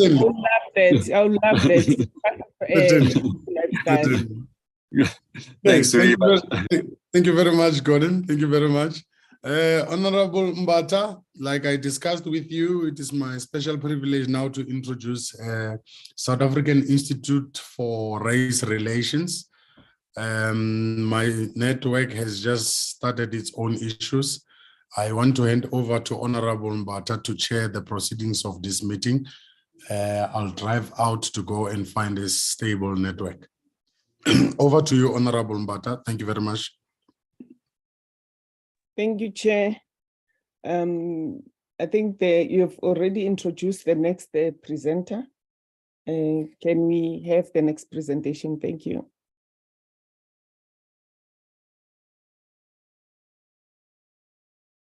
Honourable Chair, I'm going to speak next. My name is Andrew Kenny for Institute of Race Relations. I'd like to put my presentation up. At the moment, I'm disabled from screen sharing. Could you enable me, please? Chilega, please assist there. Andrew? I just want to put my presentation up. Oh. Yes, you may, Andrew. Thank you very much. Thank you. Pleasure. Is that coming across? Yes. It is. Okay, thank you very much. There's two of us speaking for the Institute of Race Relations, myself, Andrew Kenny first. I'm going to do the scientific side, and then Dr. Anthea Jeffries will do the legal side. Let me give you my qualifications. First, I've got honours degrees in physics and mechanical engineering, so I've spent 6 years studying thermo, heat transfer, and fluid mechanics, which are the fundamental disciplines of climate science. I might add that I've got an additional qualification. I've done the Argus cycle tour 11 times, and I agree 100% with what Gordon Lang has said about the benefits of cycling and walking. Here are the fundamental questions on climate change. The first, is the climate changing? Yes, it is changing. It's always changed and it always will change. The slight warming of the last 150 years, has it been any different from previous natural warming periods? No, nothing unusual in any way. Has mankind increased the carbon dioxide in the air? Yes, we've increased it by burning fossil fuels, that's oil, coal, gas, etc. It's us that's done it, not volcanoes. Will rising CO2 have a dramatic effect on global temperatures? No, it won't have an effect. CO2 is a greenhouse gas, but it's a weak one, and its only significant absorption band is already saturated at peak. In the past, has carbon dioxide ever been seen to drive global temperatures? No. Is there any evidence that suggests mankind has changed the climate in a dangerous way? No. This includes extreme weather events. Will rising carbon dioxide have any other effects? Yes, it'll improve plant growth. It's doing so. Forests are growing better. Food crops are growing better. The world is greening because of it. Everything I say is backed up by overwhelming scientific evidence and data. The verdict on this bill is to address the preamble first. The preamble says anthropomorphic climate change represents an urgent threat and requires no. It doesn't. It presents no threat whatsoever, rising carbon dioxide I'm talking about. Therefore, this bill should be scrapped in its entirety. It should just be scrapped, vetoed. If it's implemented as an act, it'll do immense harm to our electricity supply and our economy, and it won't help the environment at all. I urge you, when you're considering the climate, look at the real world, not the climate models. These models can be useful in certain ways, but they've been abused in climate science. The weather system is far too complicated to be modeled accurately, and most of the models are little more than guesses, and there's a very powerful vested interest in predicting climate disaster, a very powerful vested interest. That's what the modelers do the whole time, predicting all sorts of disaster that doesn't happen. No ice in the Arctic by 2013, rising sea levels by meters, runaway heating, none of this has happened. So the best thing is to ignore the climate and look at the real world and the real science and the real data. Carbon dioxide is not a pollutant. It's a wonderful gas. It's harmless, natural, absolutely essential for green plants, and we depend on them. It will have little, if any, effect on the climate, but it will make a wonderful effect on plant growth. That is why horticulturists pump CO2 into greenhouses. to make plants grow better. CO2 is now very, very low in the life of the planet, far too low. It should probably be about 1500 ppm, it's actually about 430 ppm. It's a weak greenhouse, I've said this before, it's a weak greenhouse gas with only one significant absorption band. At present concentrations, this band's already saturated. The only effect of adding more CO2 will slightly widen the band and lower the height at which it gets absorbed. Here is a graph going back 550 million years, more or less when multi-cell life began. The black line shows carbon dioxide in the air, and the blue one shows global temperatures. As you can see, there's no correlation between the two. The temperatures have 4 downward beats, which we're living in the middle of one now. And the carbon dioxide comes down, down, down here, then rises up to there. And since then, it's been going down, down, down, down, down, threatening us with catastrophe. If this downward slope continued, there would have been the worst extinction in the history of the world, because plants would have been starved of carbon dioxide. About 5 million years ago, as I showed on this graph, they dropped to very dangerous low levels, about 280 ppm. During the recent ice ages, it dropped even lower to 180. We reckon that from 150 below, there'll be a catastrophic extinction of life on Earth, C3 plants, which as most would have died. When the ice age ended, ocean temperatures rose, and of course, when water rises, it releases CO2. That's why it increased. And humans, from about the middle of the 19th century, burnt fossil fuels that released even more into the air, which is the best thing we've ever done for the planet. This graph here shows you, here's carbon dioxide levels, and here's the amounts of the forcing effect of it. In other words, the amounts of IR that's absorbed. This is done in a test tube in a laboratory. As you can see, as carbon dioxide goes up, it absorbs a lot until it gets to about 150 ppm. Then it's absorbed very little. So what you'd expect, according to this theory, is that right now, increasing carbon dioxide, we're way above 150, would have a little heating effect, nothing to worry about, no problem at all, but a little one. In fact, in practice, there's none at all. Here is a graph that might explain it. This is looking down from satellites, looking down at the Earth, looking at the IR radiation coming up from the Earth. If there was no greenhouse gases, this blue curve is the one that you would see. But since there are various ones, water vapor is the most important, carbon dioxide and so on, there's methane. This black line is what actually happens. There is carbon dioxide has this effect here. If there was no carbon dioxide, it would be that green line there. But if you increase it from now, this has shown a very, very accurate physics professor of physics has shown this. It'll only go to the red line. In other words, this theory explains why, in fact, you don't see any increase at all. This is looking at the northern hemisphere, the Arctic region. This is taken from the Greenland ice core. They bored through that, and where you can date the boring very accurately, and found this graph here. We're about here now. The blue line is temperatures. You can see temperatures. This is when the ice age ended, and they've been going up and down in this fashion. But from here, this is a sort of peak. This was about 7,000 years ago. These recent peaks here, Minoan, Roman, medieval warm period, we're now here.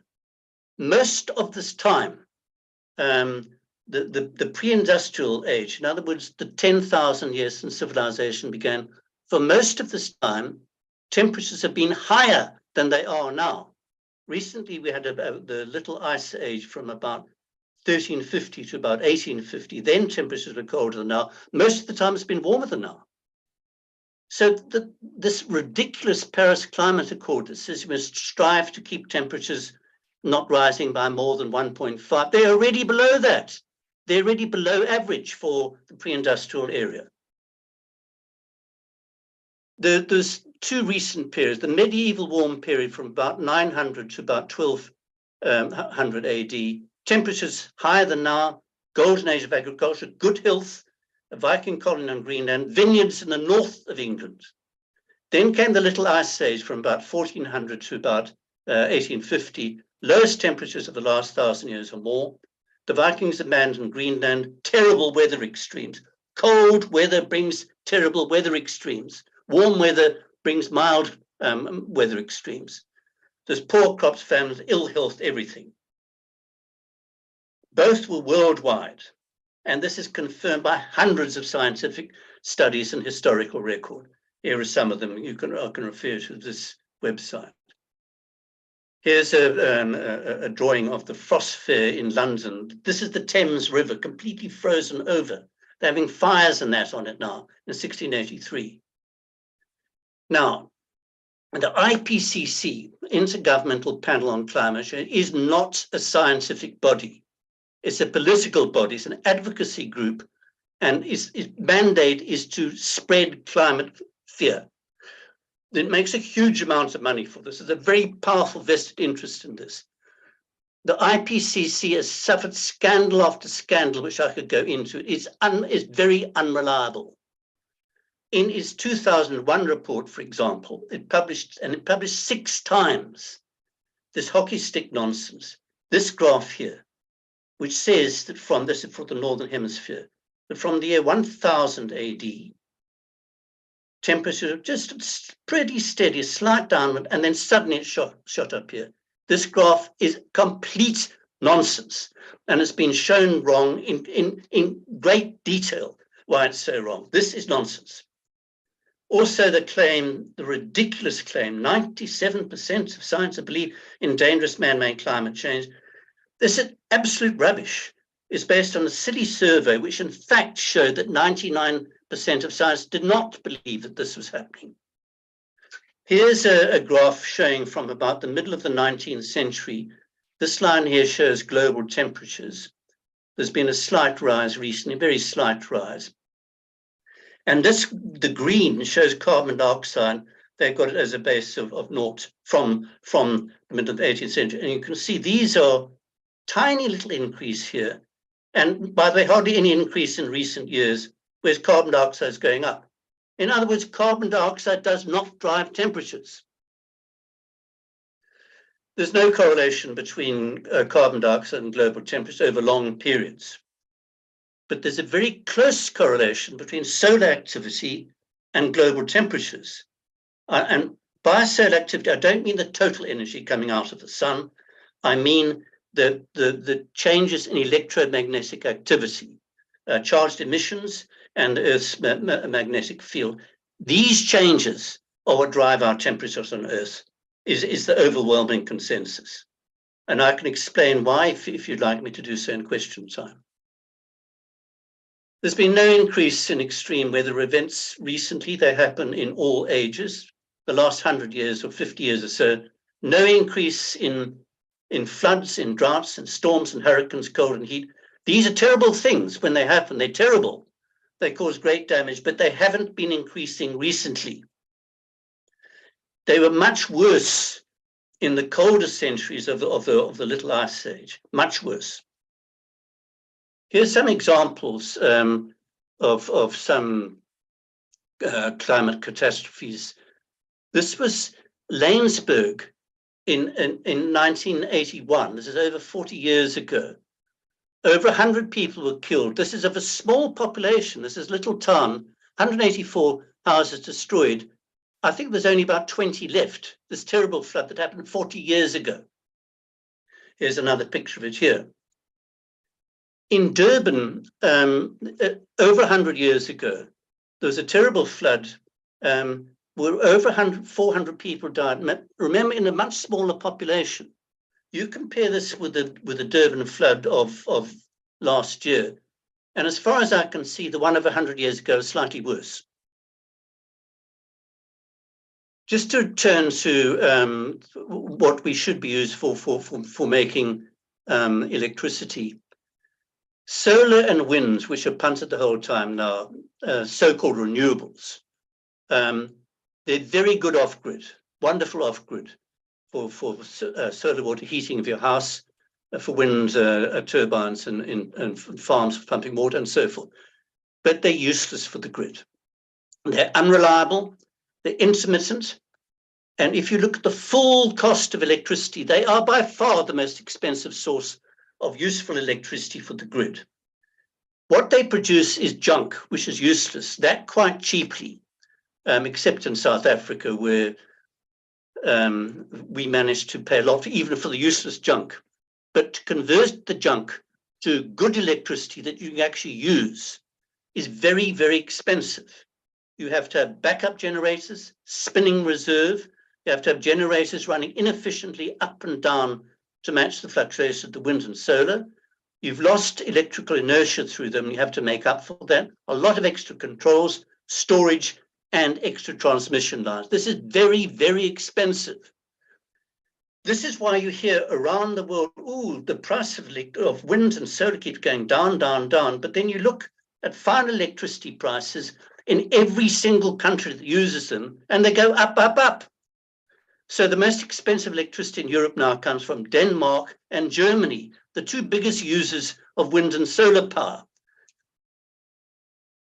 Every country that's tried them, Germany, Denmark, the UK, the United States, Australia, especially South Australia, has seen electricity prices soaring and failures increasing.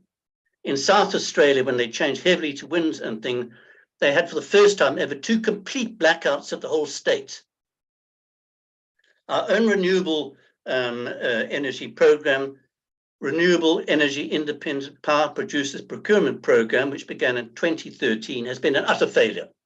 Not the fault of the engineers, the fault of the policymakers that decided to use this unsuitable sources of energy for the grid. Here's a production graph from them. I could have done this for any time recently. This is for May 2019. This shows the megawatts produced by total wind and solar, everything in South Africa. The capacity was over 4,000 megawatts, over twice the capacity of Koeberg Nuclear Power Station. At one time, it was producing 2,746, at another time producing 77 megawatts. Look at these mad fluctuations. You cannot run a grid like that. Sorry, oh God, something. Solar and winds, they use gigantic machines. Gigantic is beautiful, seems to be the green motto, but it's not mine. I want things to be as small as possible. Here is for example, here is a wind farm in Scotland. This massive machine towering over this little village. Winds and solar require huge amounts of raw materials. They leave vast amounts of waste, some toxic lasting for millions of years behind. We've heard a bit about e-waste. There's all sorts of other waste too from these energy sources. It's worse than nuclear waste. But they produce very little electricity, and what they do produce is unreliable. Here, for example, is the amount of steel and concrete required for nuclear and for wind per kilowatt. There is nuclear there, and there is wind there. There is nuclear there for concrete, and there's far more, over 10 times as much. If you look at energy in out of energy out, to build any sort of power station, you have to put a lot of energy in, you know, for fuel processing, for construction, for manufacturing, etc. So what you want to do is compare the energy you get out from the energy that you put in. The best ratios are from hydro and nuclear, and the worst is from solar. Here's, I won't go into this, but here is from around the world comparing the two. And as I say, solar and wind are, solar is the worst, nuclear and hydro the best. Another thing is solar and wind can never be localized. And of course, the prime example is solar in the Northern Cape. This is probably the world's best source of solar conditions, wonderful source of solar conditions. But the Northern Cape is hundreds of k's away from centres of demand. So you have to, from these, here's a solar power station, this is Bokpoort, in the Northern Cape. You have to build transmission lines over hundreds of k's to bring it to Gauteng or to Cape Town, and this is very, very expensive. By the way, the plant itself, this stands for concentrated solar power. It charges over 280 cents a kilowatt hour. The latest one for peak charges over 500 cents a kilowatt hour. The same with wind. You can only build wind turbines where you've got good wind conditions. Here's looking at just showing you that I don't want to reduce carbon dioxide emissions, but if you do want to, this map shows the emissions from electricity generation by showing the greener it is, the less carbon dioxide, the darker it is, the more carbon dioxide. So look, these countries here emit the least amount of carbon dioxide from electricity. Why? Because they're on nuclear and hydro, that's why. Here's Germany with lots of renewables, still producing lots of carbon dioxide. What should we choose for our energy sources now? Nuclear is by far the best. It's the safest, it's cleanest, it's completely affordable. All this nonsense about being unaffordable is just wrong, and I can give you the data. But nuclear is going to take time to build. Coal has served us well, but it's dirty. It's got sulfur dioxide, nitrogen oxide, smoke, particulates, heavy metals. It's dirty. So we should try and clean it up. And I would say actually try and avoid it in future. And also all the coal fields are in the northeast. So that's where the power stations are. And we need electricity elsewhere. Solar and wind are useless for the grid, as I've said. Gas is good. It's a reliable fuel. It's quite clean. And we should consider this seriously, including the power ship, but not 20-year contracts. Hydro is good, but our rivers, we've got few rivers. We've used them all up. There's no more scope for that. The just energy transition is unjust and unnecessary. It's based on the assumption that rising carbon dioxide is changing the climate in a dangerous way. It isn't. What JET wants to do is replace cheap, reliable electricity with expensive, unreliable electricity from wind and solar. If implemented, it will ruin our energy supply, it'll cripple our economy and harm our poor people. JET must be abandoned. Thank you very much.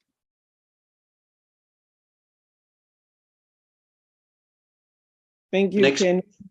I think you have the next speaker, presenter from your side. That's what you said. Oh, I don't know how. No, I think she'll come in on her own. Oh, you are done. Yeah, we're separate talks. So it's Anthea Jeffries, Dr. Anthea Jeffries. She'll come on her own. Okay. Thank you. Thank you, Andrew. Thank you, Honorable Chair. Pleasure. Is there any questions from honorable members?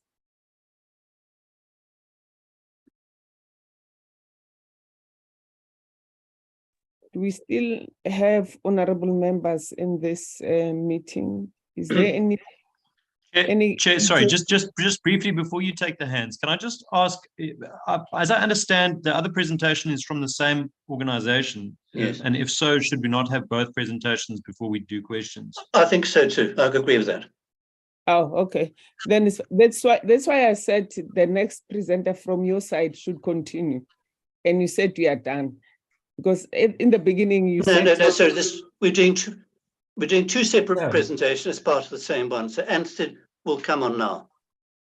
Okay, can he present, then after we'll take questions from the honorable. Okay, I must get out, Mr.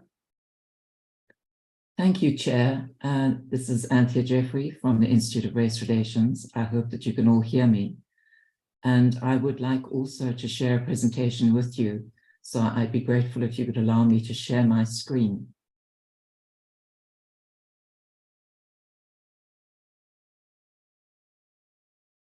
I'm told I can't share while the other participant is sharing.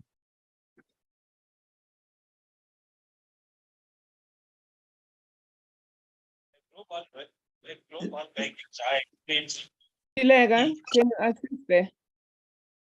So that they can be able to share the next presentation. I've left share now. May I go ahead, Chair? You can, do you have any presentation to share with us? Thank you. Yes, I'm wanting to share a presentation.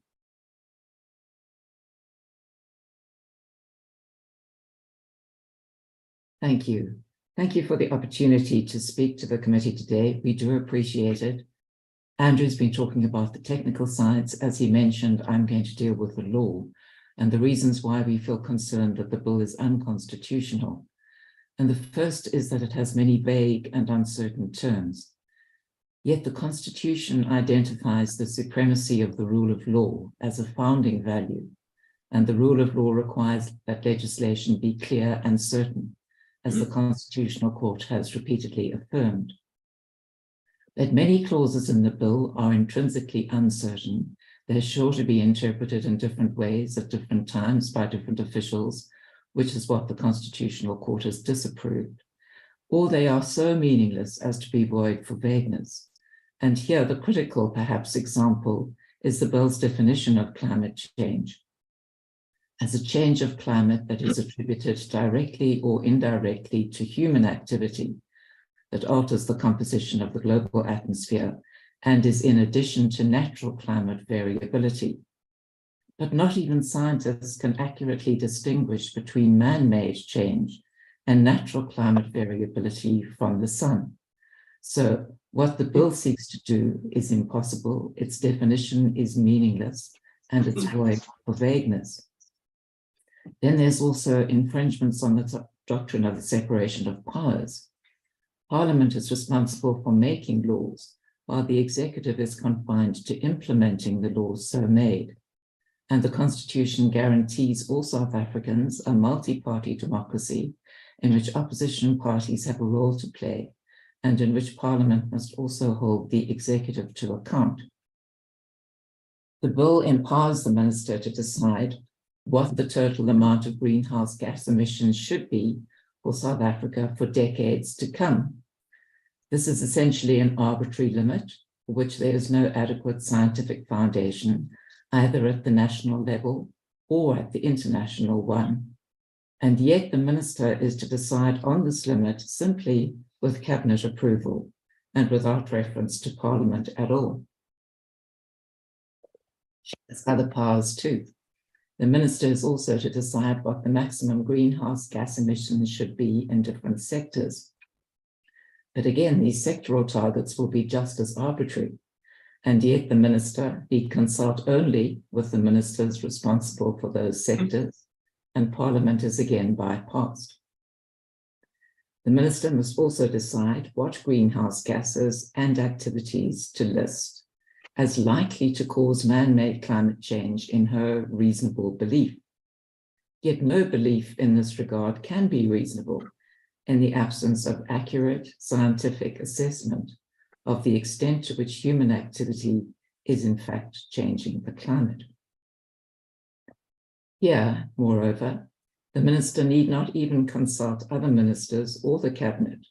All that she need do is to publish a list of gases and activities in the Government Gazette, while Parliament is again bypassed. The minister must also decide what carbon budgets to allocate to persons involved in listed activities.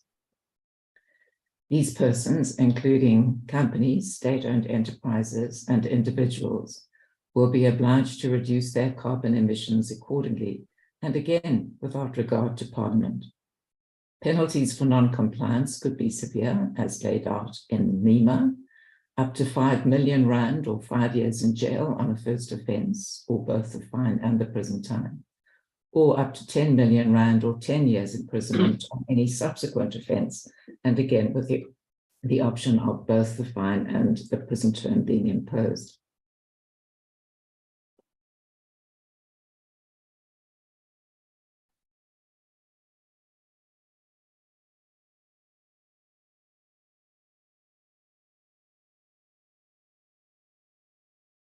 Are you still there, Anthea?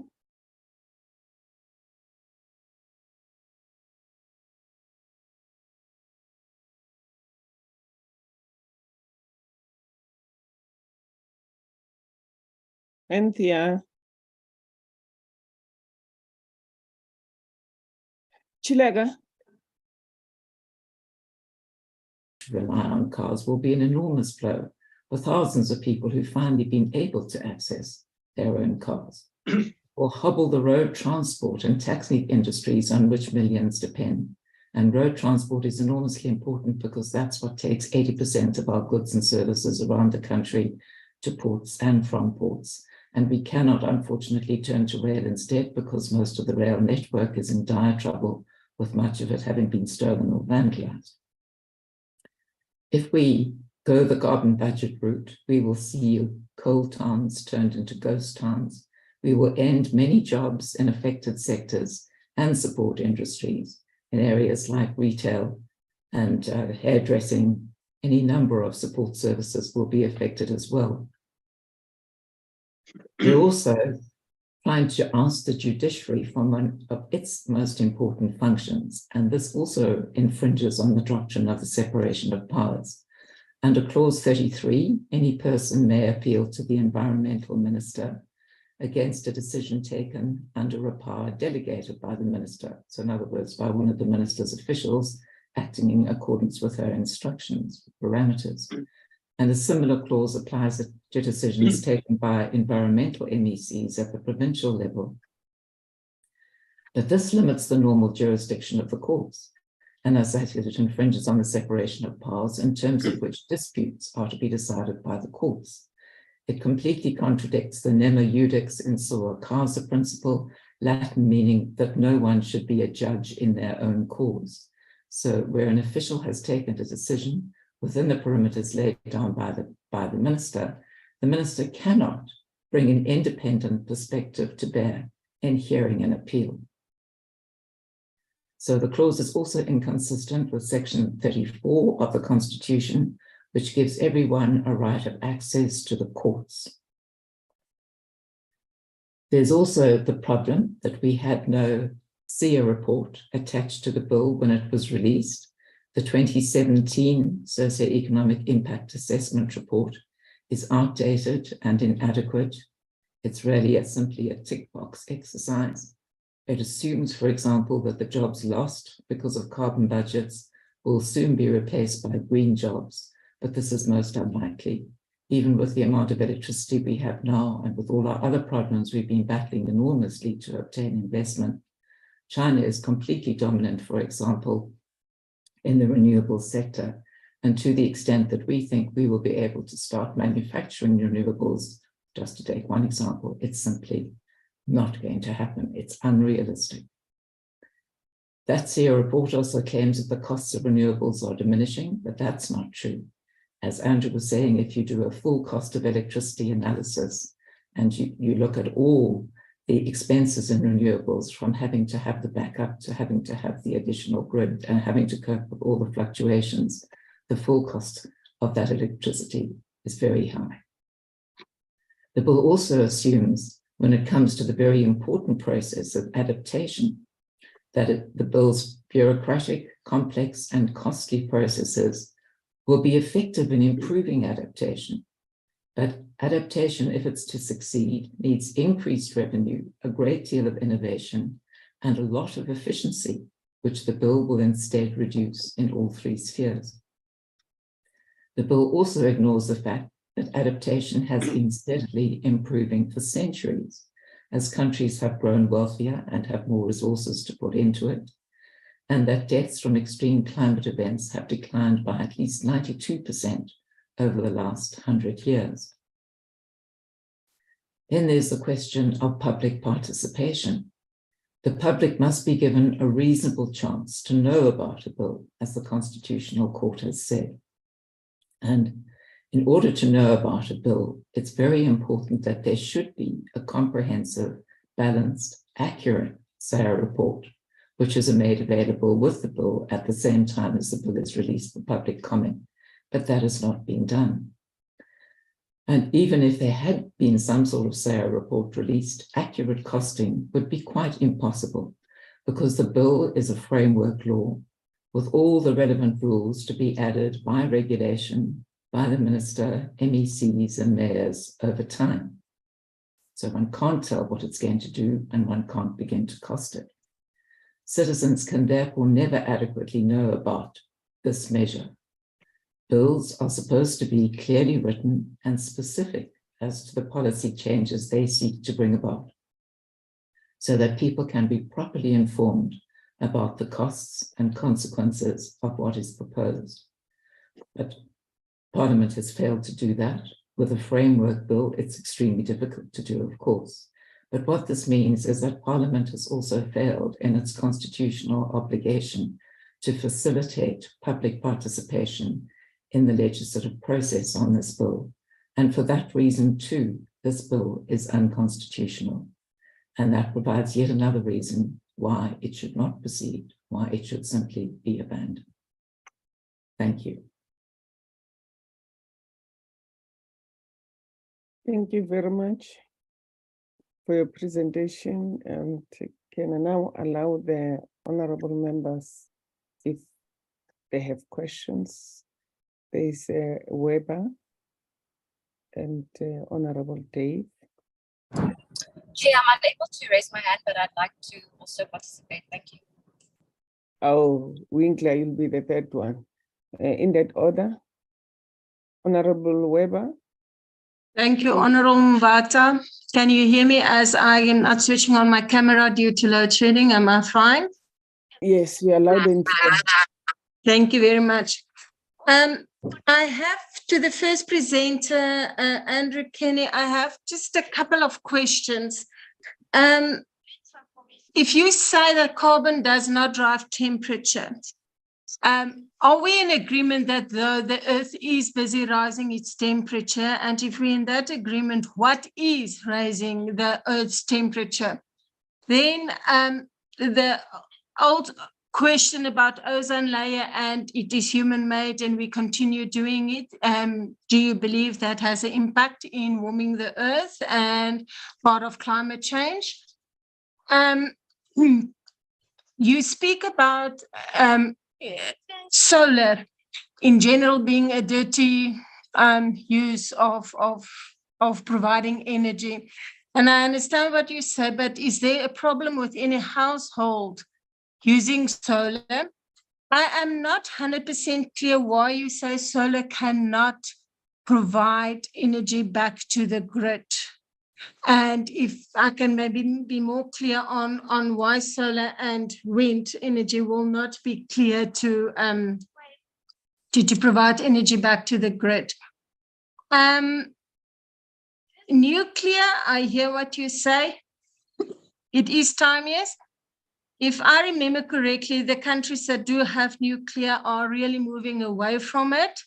And isn't this just maybe a push from your side, or my understanding that nuclear is the one kind of energy that we haven't really used our resources for in South Africa?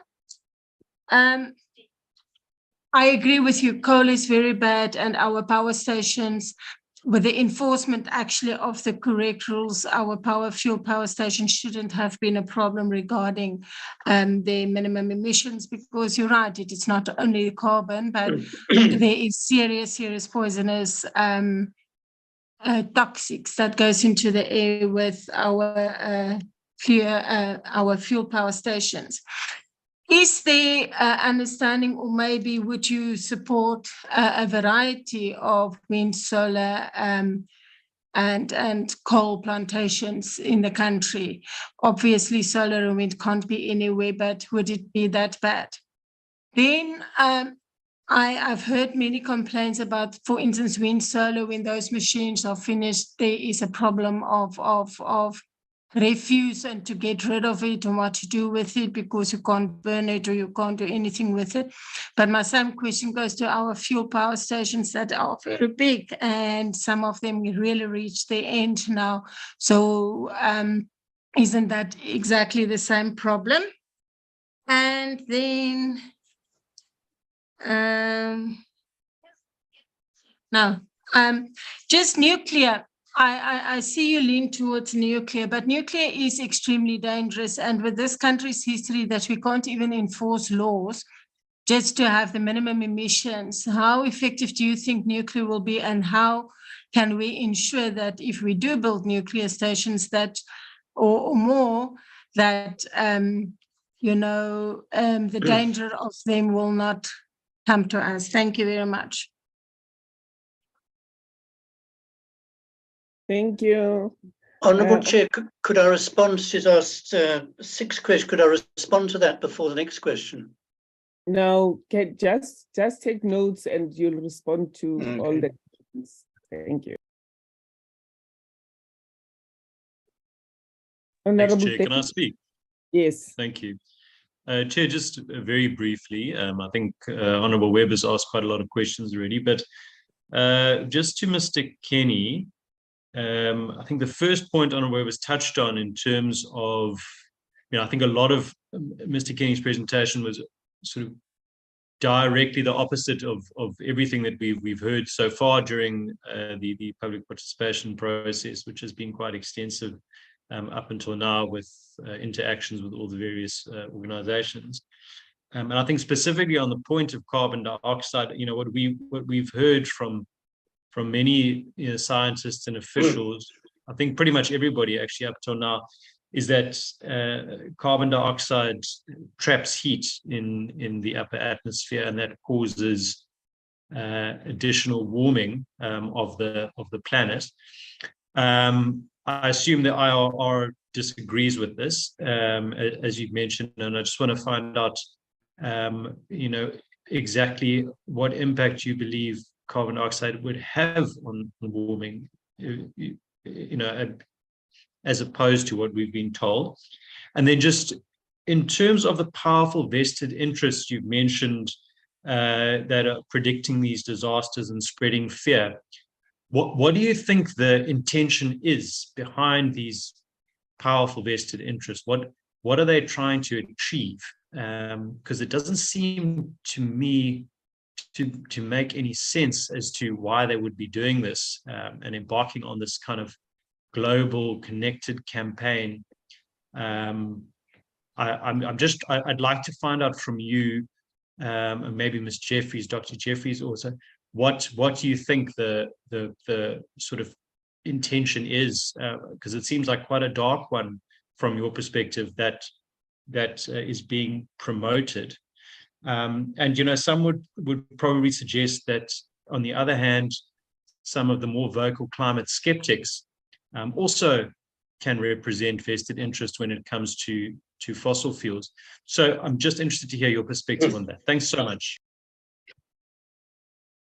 Thank you, Honourable Winkler.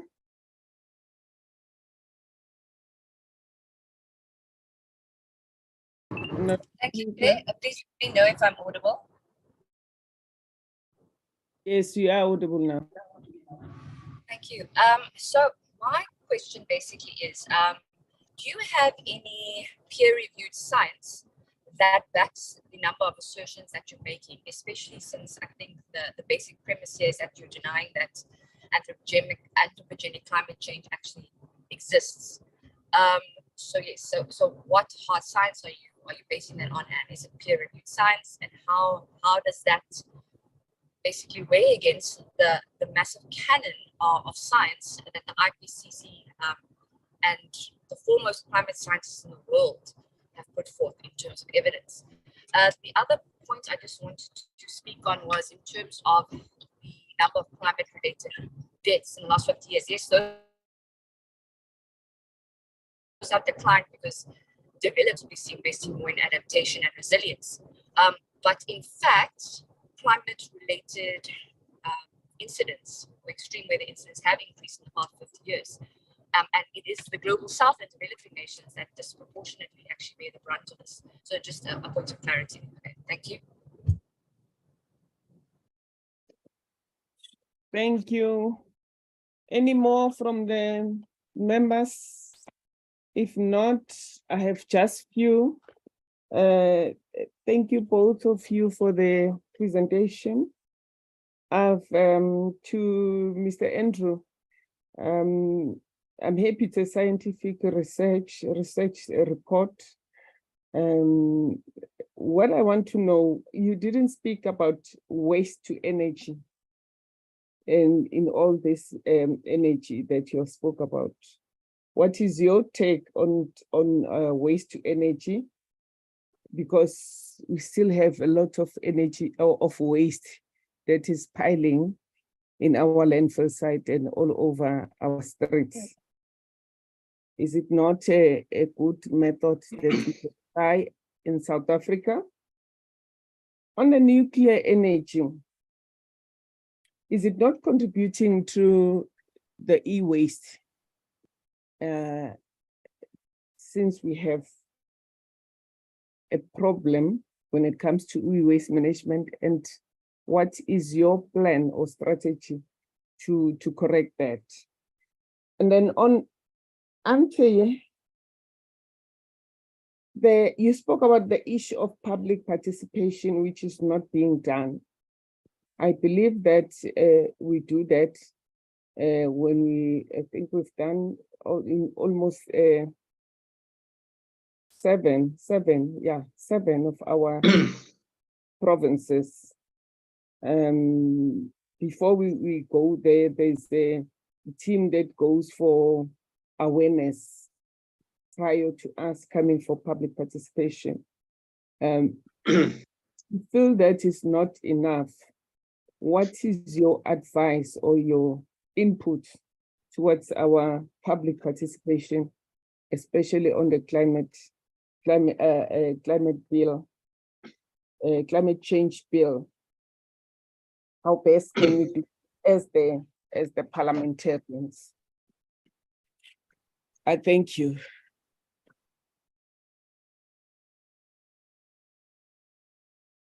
You can answer. I don't know who's going to start. Andrew, you're going to start. And yes, please. There's more questions for me than for Dr. Jeffries. But just going through them, there's lots of questions. I'll deal with them as they came up. Honourable Webber asked about carbon dioxide. Does it cause Earth temperature rise? Is Earth temperature rising? It's caused by that. Earth's temperature has risen a little bit, and less than a degree, from about the middle of the 19th century to now. It seems to have stopped for the time being. I'm saying this is perfectly natural. It's not caused by carbon dioxide. As I said in my presentation, when carbon dioxide was lower than now in the medieval warm period, or in the Roman warm period when Julius Caesar was born, when temperatures were higher than now, carbon dioxide was lower than now. There isn't a correlation between the two. Carbon dioxide at present levels has no effect on global temperatures whatsoever. So if it doubles now, it would have no effect on global temperatures. That's according to all the science and all the data. The ozone layer is a separate thing. The scare there was that the ozone layer was being depleted by refrigerants, CFCs and so forth. And this would cause a dangerous rise in ultraviolet radiation reaching the Earth. This just didn't happen at all. People have now forgotten about the ozone hole because it's a perfectly natural event. Ozone, they worried about there being too little ozone. Now they seem to be worried about being too much ozone. Ozone is indeed a very powerful greenhouse gas, but there's very, very little of it. So there's nothing to worry about there. She asked, Honourable Webber asked, how do I feel about solar for households? I think it's great. I've just said solar is wonderful off-grid, very, very good for solar water heating. I should have it myself, I haven't got it. And you can generate a little bit of electricity for your household with solar, and you can have batteries to run applications that need not very much electricity. So I think it's very good. Solar and wind and so forth for the grid, I've just said no. That I've given the reasons why, because they're unpredictable and they fluctuate horribly, and they don't. The sun doesn't shine when you want it, and the wind doesn't blow when you want it. So in order to convert that unreliable electricity into reliable electricity, I gave a list of the reasons, things you have to do. It's very, very expensive. So no to solar and wind for the grid. Nuclear, the lady said it's dangerous. It's the safest form of energy that we know. By far the best safety record of any source of energy, by far. There's only been 3 major nuclear power accidents. In 2 of them, nobody was harmed at all. That's Fukushima, which happened recently, and 3 Mile Island, which happened a long time ago. In those cases, the radiation did not harm anybody. It did in Chernobyl, which was a terrible design. And there's reckoned that probably about 60 people died in all. Coal accidents killed thousands of people every year. Our country's moving away from nuclear. They were for a while. Germany, for example, has done so. But some countries are embracing it now. China's embracing it. France embraced it and then backed off, and now it's going back to it again. So it's a mixed bag there. What about a combination of solar and wind? And no, I've said, but I think the best source of electricity is what we've got now, coal, but clean it up and don't build any more coal stations. Try and use the ones that we've got cleanly. Nuclear is by far the best. Use gas when we can get it. Those are the things that I would recommend. Moving on to Honourable Dave Bryant. Well, he asked, what effect will rising carbon dioxide have? In my presentation, maybe I was too rushed. I just said it'll have no effect on the climate. It'll have a wonderful effect on plant life. It's already having a wonderful effect on plant life. Already plants are growing where they didn't grow 100 years ago, in the Sahel, for example. In these very arid regions, we're now getting plants growing there that never used to, thanks to rising carbon dioxide. There's not only a plant food, but if there's more carbon dioxide, then plants need less water because the stomata are open for shorter periods of time. I can explain that in more detail. He says, I mentioned a powerful vested interest in climate scare. All right. Climate alarm has produced the biggest funding gravy train in the history of the world. There's never been so much funds for anything ever as there is funds for climate alarm. This has given jobs, travel, reputations to a great army of people around the world promoting the climate scare. Funding that didn't exist before now suddenly exists for climate change. And what are the reasons why? Well, the secondary reason is money, as I've said. A lot of people are making a lot of money out of this. They're getting jobs out of this, getting funding out of this, and a reputation. They're posing as saving the world while making a whole lot of money. But the fundamental reason for it is ideology. For some reason, mankind down the ages, you look at the Bible, you look at any religious text of the past, they're predicting disaster. Sodom and Gomorrah, we're all going to be punished for our sins. And climate change is just another one of these. People are eager for a disaster that they can blame on somebody, and climate change is perfect for that. You can say there's going to be disaster, and the reason is naughty mankind industrializing. Those are the 2 reasons. Do I have any vested interest myself? I've got no vested interest whatsoever in fossil fuels. I did work for I have got a bit of a vested interest in nuclear power. I did work for Coburg for a bit. I've done some jobs involving teaching nuclear power. A bit of a vested interest there at the moment. I earn absolutely nothing from nuclear power. And if we do have a nuclear power program expanded, which I hope we do, I'll earn absolutely nothing from it. The Honourable Winkler says, is the peer-reviewed science for what I've said? Every single thing that I've said has got massive peer-reviewed science. And I can, if the lady sends me her details, I can send her reams of scientific reports and data, all peer-reviewed. a massive canon of science from a massive canon of science backing club. This is just not true.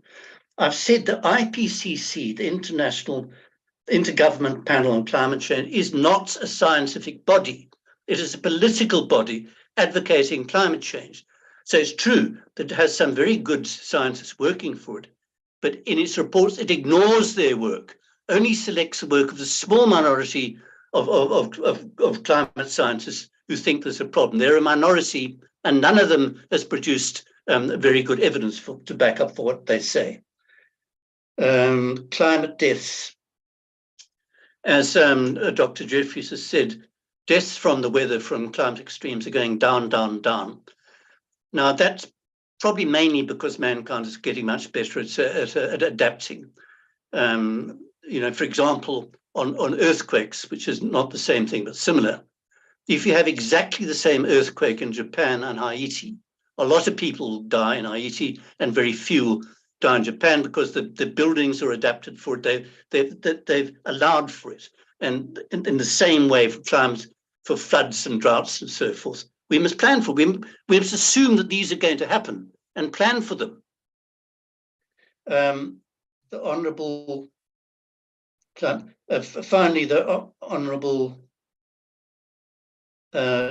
Chair, what about waste to energy? What about using landfill dumps, taking the methane from them, and making a bit of energy? Fine, I welcome that. But there's not much of it about, and you have to look at the economics of it, but fine, I think that should be investigated. What about nuclear e-waste? Well, any equipment that uses electronics is going to produce e-waste, and nuclear certainly does in its control systems. Quite a small amount, I guess, per kilowatt compared with other sources. So yes, there will be a little bit of e-waste from nuclear, and that does present a little bit of a problem, but it's a small one. But I think I've covered all of the questions, Madam Chair. Thank you. Then Dr. Anthi. Thank you. I think that Honourable Brian's question in relation to what could be the reason for the vested interest was also partially directed to me. So I'd just like to add my concern in that regard, which is really this, that apart from anything else, countries gain a great deal of jobs, of income, of the ability to export and earn money from industry. And a country which is more successful at industry will be able to raise the standard of living of its people. And China has been very successful at that in the last 20, 30 years. China is also, though I think it pays lip service to the climate change idea and indicating that it might sort of move towards carbon net zero by 2060, is actually one of the greatest users of fossil fuels on the planet. It is building more coal-fired power stations, whereas many countries are now seeking to phase them out, even though they don't have an adequate alternative. And the consequence will be that industrialization will flow even more to those countries that maintain coal-fired fossil fuel energy, China and India, for example, and away from those that give up cheap and reliable electricity. And so we must think about that as well. And South Africa, particularly with its enormous poverty, its great need for investment, industrialization, exports into the rest of the world, should be very wary of doing something which deprives us of the limited electricity we have now. The load shedding has given us some idea of how bad it can be. But I think we have very little understanding, and this I think has been obscured, of just how little energy we might have if we rely too much on renewables, which don't have adequate backup, for which we don't, in fact, have enough backup available because our coal-fired plants have been run so badly and need, if anything, a great deal of TLC to be brought up to standard. We will not be able to provide our industry with the energy that it needs, and we will suffer the consequences in terms of lost jobs and lost opportunities, whereas countries that pay lip service to this but don't actually do it in practice will benefit. And there was also a reference to coal being polluting, which of course is true. But I think it's also important to remember the risks of indoor pollution. When Eskom burns coal in its big power stations and there are emissions from those smokestacks, etc., this does have an impact on air quality in Mpumalanga, other areas. But the far worse danger to human health and life comes from indoor pollution, when we don't have enough reliable, cheap electricity and people have to start burning coal and biomass in their homes to cook or to warm themselves. And that causes far more illness, far more death than the more diffuse pollution from a coal-fired power station.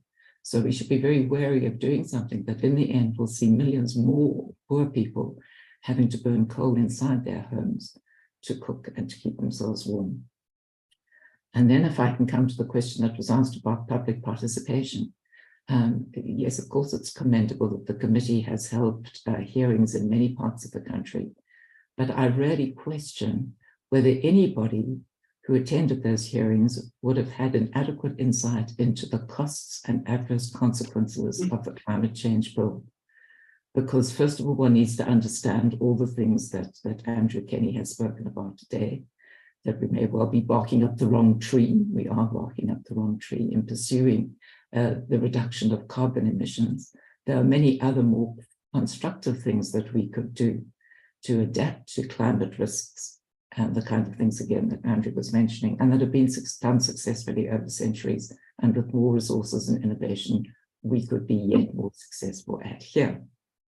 Beginning, though, with doing just the things which are common sense and which are already required. Municipalities must clean their stormwater drains. They must stop people from building on floodplains. They must make sure that people don't build too close to riverbanks.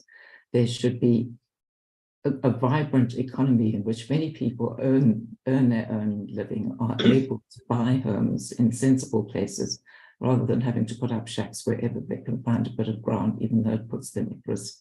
So we're not telling people the real story about the climate change bill, and it is impossible to quantify its costs and consequences because it's a framework bill, because we have no idea of what rules will be adopted in the future.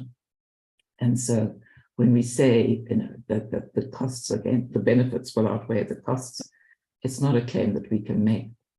In addition to the evidence that has been gathered together by somebody like Bjorn Lomborg, one of the foremost climate scientists in the world, indicates that for every dollar that is spent on trying to remove carbon dioxide or reduce carbon dioxide, there may be at most an 11-cent gain to people. So the costs outweigh the benefits, even within that framework, and even in the most sophisticated countries. Whereas here in South Africa, we are battling to fulfill basic obligations like cleaning the storm drains. And yet we want to take on a hugely ambitious program where we can't begin to quantify the costs, and we cannot say that the costs are going to be smaller than the benefits. It's very likely, it's in fact absolutely sure to be the other way around. We will so hugely damage our economy, and for something that is actually the wrong approach. Bjorn Lomborg also says that we could raise the entire poor population across the world out of poverty far more cheaply than we can try and remove carbon dioxide. He reckons the costs of trying to reduce carbon dioxide as being projected would be 250 trillion rand. And that for about 100 billion rand, we could put an end to extreme poverty. And once people are wealthier, they are more able to adapt to climate risks. And that's the approach that we should be taking. And when any public consultation takes place, that's the sort of message that people should be given, so that they have a more adequate understanding of the bill and can then comment on whether they think it's good or bad. Thank you, Doctor. Any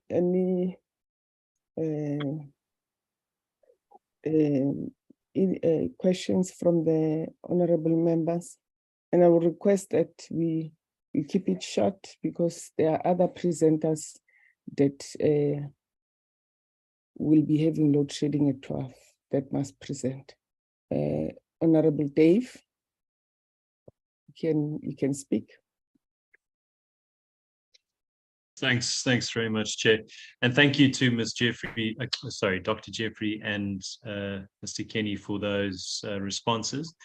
I just want to find out, maybe as a matter of interest, if the IRR or any organizations that you work with intend on challenging this legislation if it were to go through to the next stage. Thank you. Do I answer that now or wait? No, just wait. Honorable Weber. Thank you very much. I actually, it's just one question I forgot to ask Kenny, and that was you mentioned that with the solar in the Northern Cape, the lines that you have to how far it is for the lines to Gauteng and Western Cape. My question to you with nuclear, how much more expensive is nuclear power station, for instance, relating to Medupi or Kusile? What is the difference, or cheaper or more expensive will it be?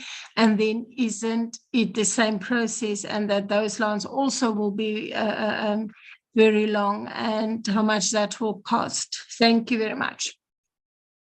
Thank you, Honorable Weber. I have just few, I think it's two. I heard you, Dr.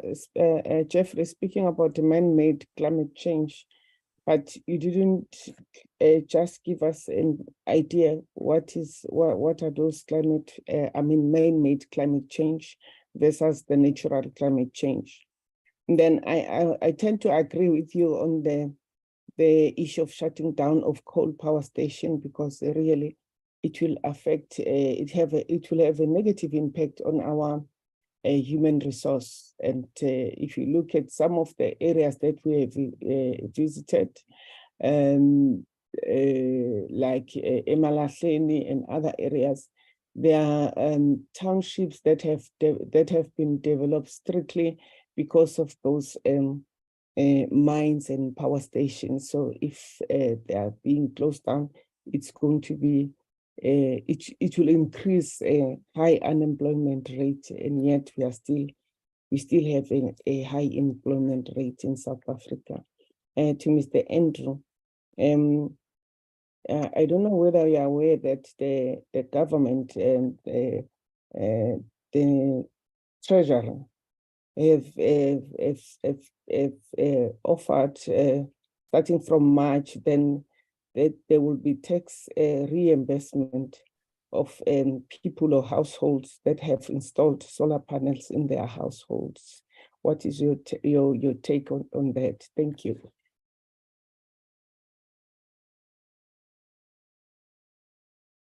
You can respond now. I don't know who's going to start. After the second one must continue. Thank you. I suggest Anfair deals with Honourable Bryant's question first. It's a legal one. Thank you. I can't say that that's something that we've made a fixed decision on, but certainly we're very concerned about the damage that the bill will do to the economy, to jobs, to our prospects of a better life for South Africans. And we are also concerned about the unconstitutional aspects of the bill. And so there is certainly a possibility that we will go to court to challenge it should it be adopted. And then there was a question, if I may continue, from the Honourable Mabata in relation to man-made and natural, as it were, climate change.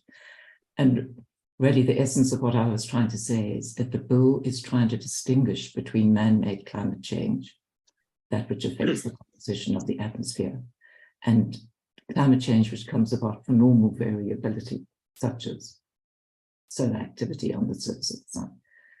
And the point is that the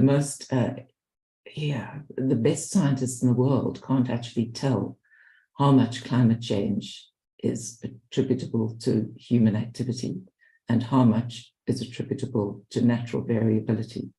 And yet the bill assumes that the minister and other officials will be able to make that decision, and that their interventions will be therefore geared at the climate change which comes from human activity. But they can't distinguish the climate change that comes from human activity. So what they're trying to do is actually impossible. At the end, they will be trying to address the climate change that comes from natural variability. They can't say that what we're doing is only the human cause part of it, because they don't know which is human and which is natural variability. So the bill is trying to do what is impossible, and the definition that it's set out of the climate change is trying to address is a meaningless definition, which is therefore void for vagueness.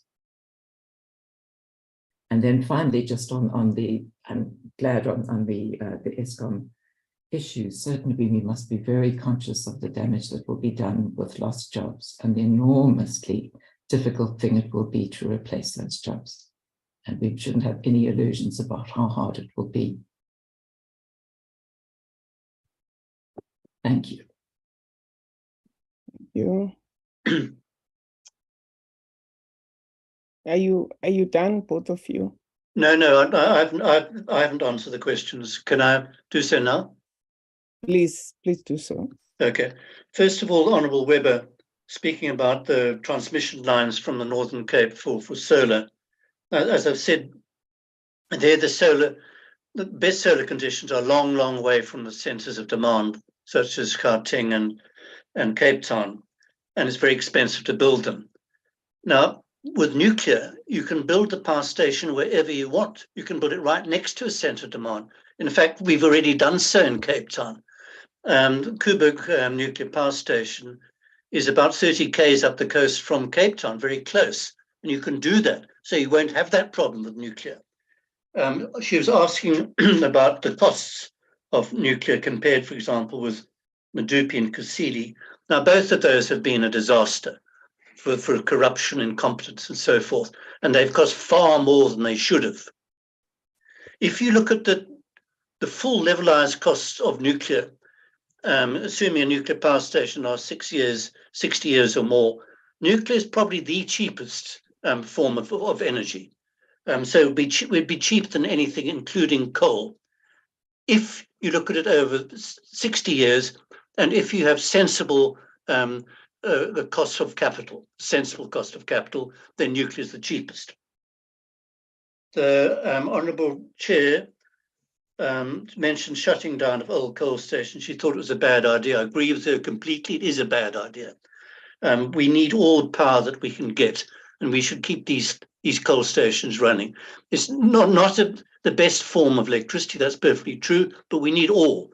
So we should keep them running. And I agree with Anthony's point completely about indoor air pollution being a far, far bigger problem than outdoor pollution from even the dirtiest coal power station. The Honourable Chair also asked what I think about the subsidy that the government is going to build to households if they install solar panels on their roof for making electricity. I'm not sure of this. I think it's a very good idea for households to have solar panels for electricity and for water heating.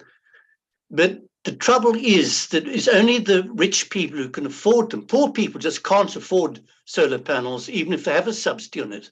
So what it means is that the rich people will get a subsidy, I think it's of 15,000 Rand a household, something like that, which is quite small, by the way, compared with the total costs of installing solar.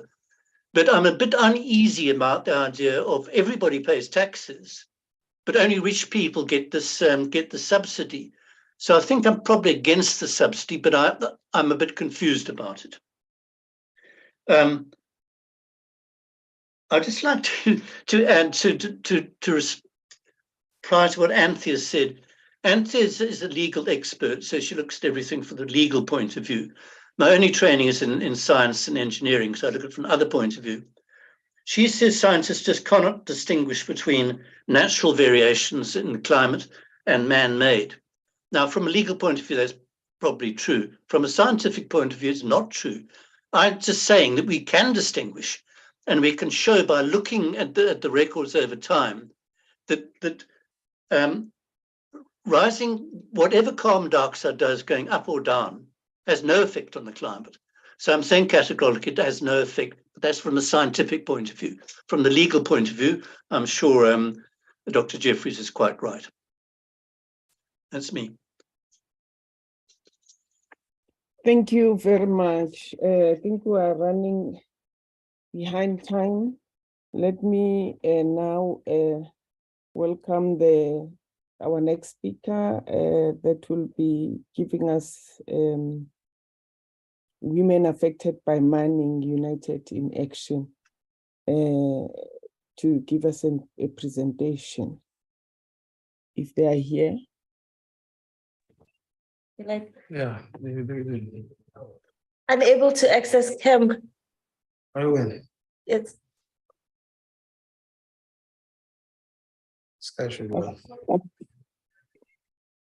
Chilega, can you assist them, please?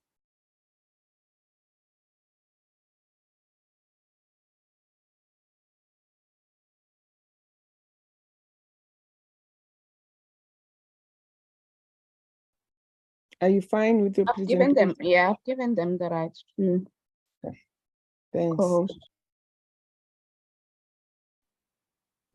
Yeah.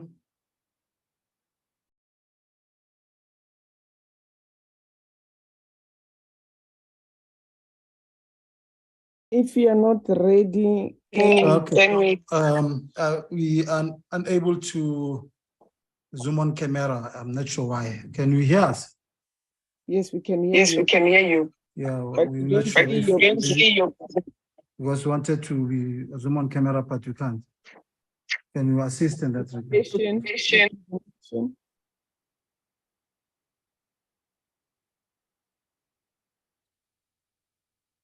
Go back one again. Because I was saying, if you are still fixing your things, No, we can we have get to. the next one?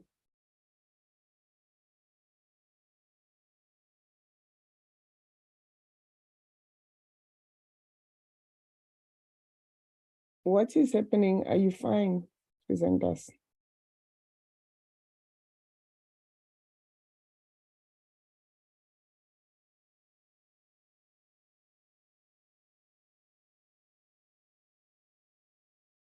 Hello?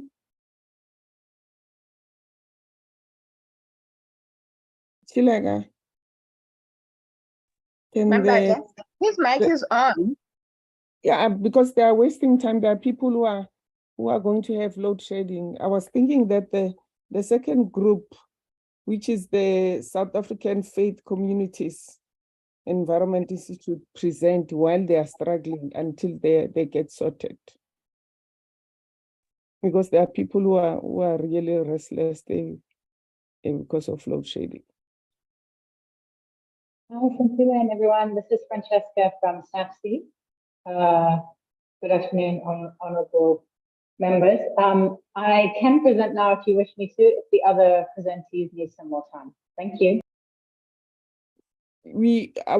Are you the presenter from South African Faith? Will you present while the others are still fixing? They will present after you.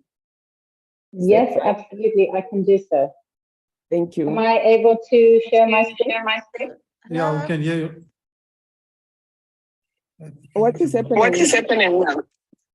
Okay, we are back. Makua Wamua. Remember, we said that we have load shedding at 12, so we just had internet disconnectivity. So are you? Yeah, definitely. Presentation. Can we see your presentation?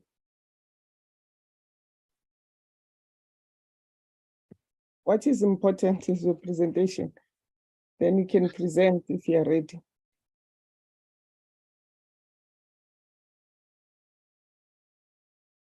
Okay.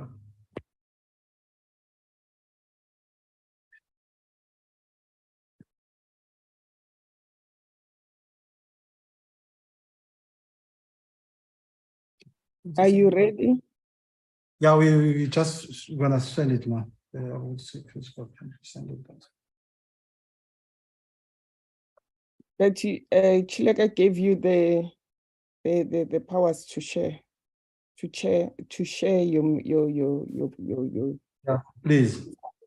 She did. She said she did.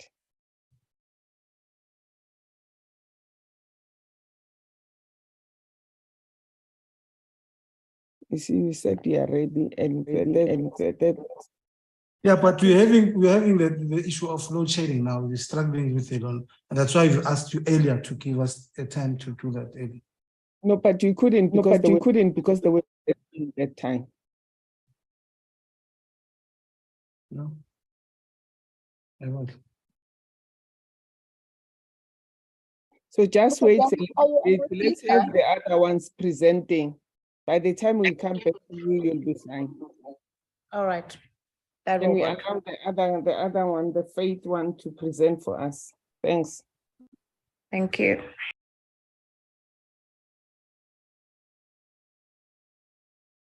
I'm still here and I'm happy to present if this is a good time. But obviously, I'm happy for the other organization to go before us if they are able.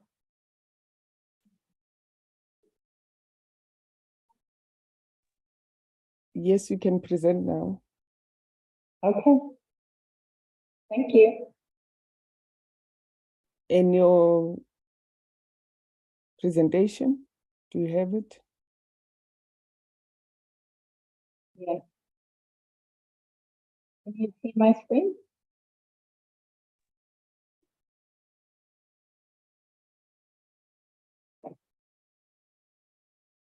Yes, Francis.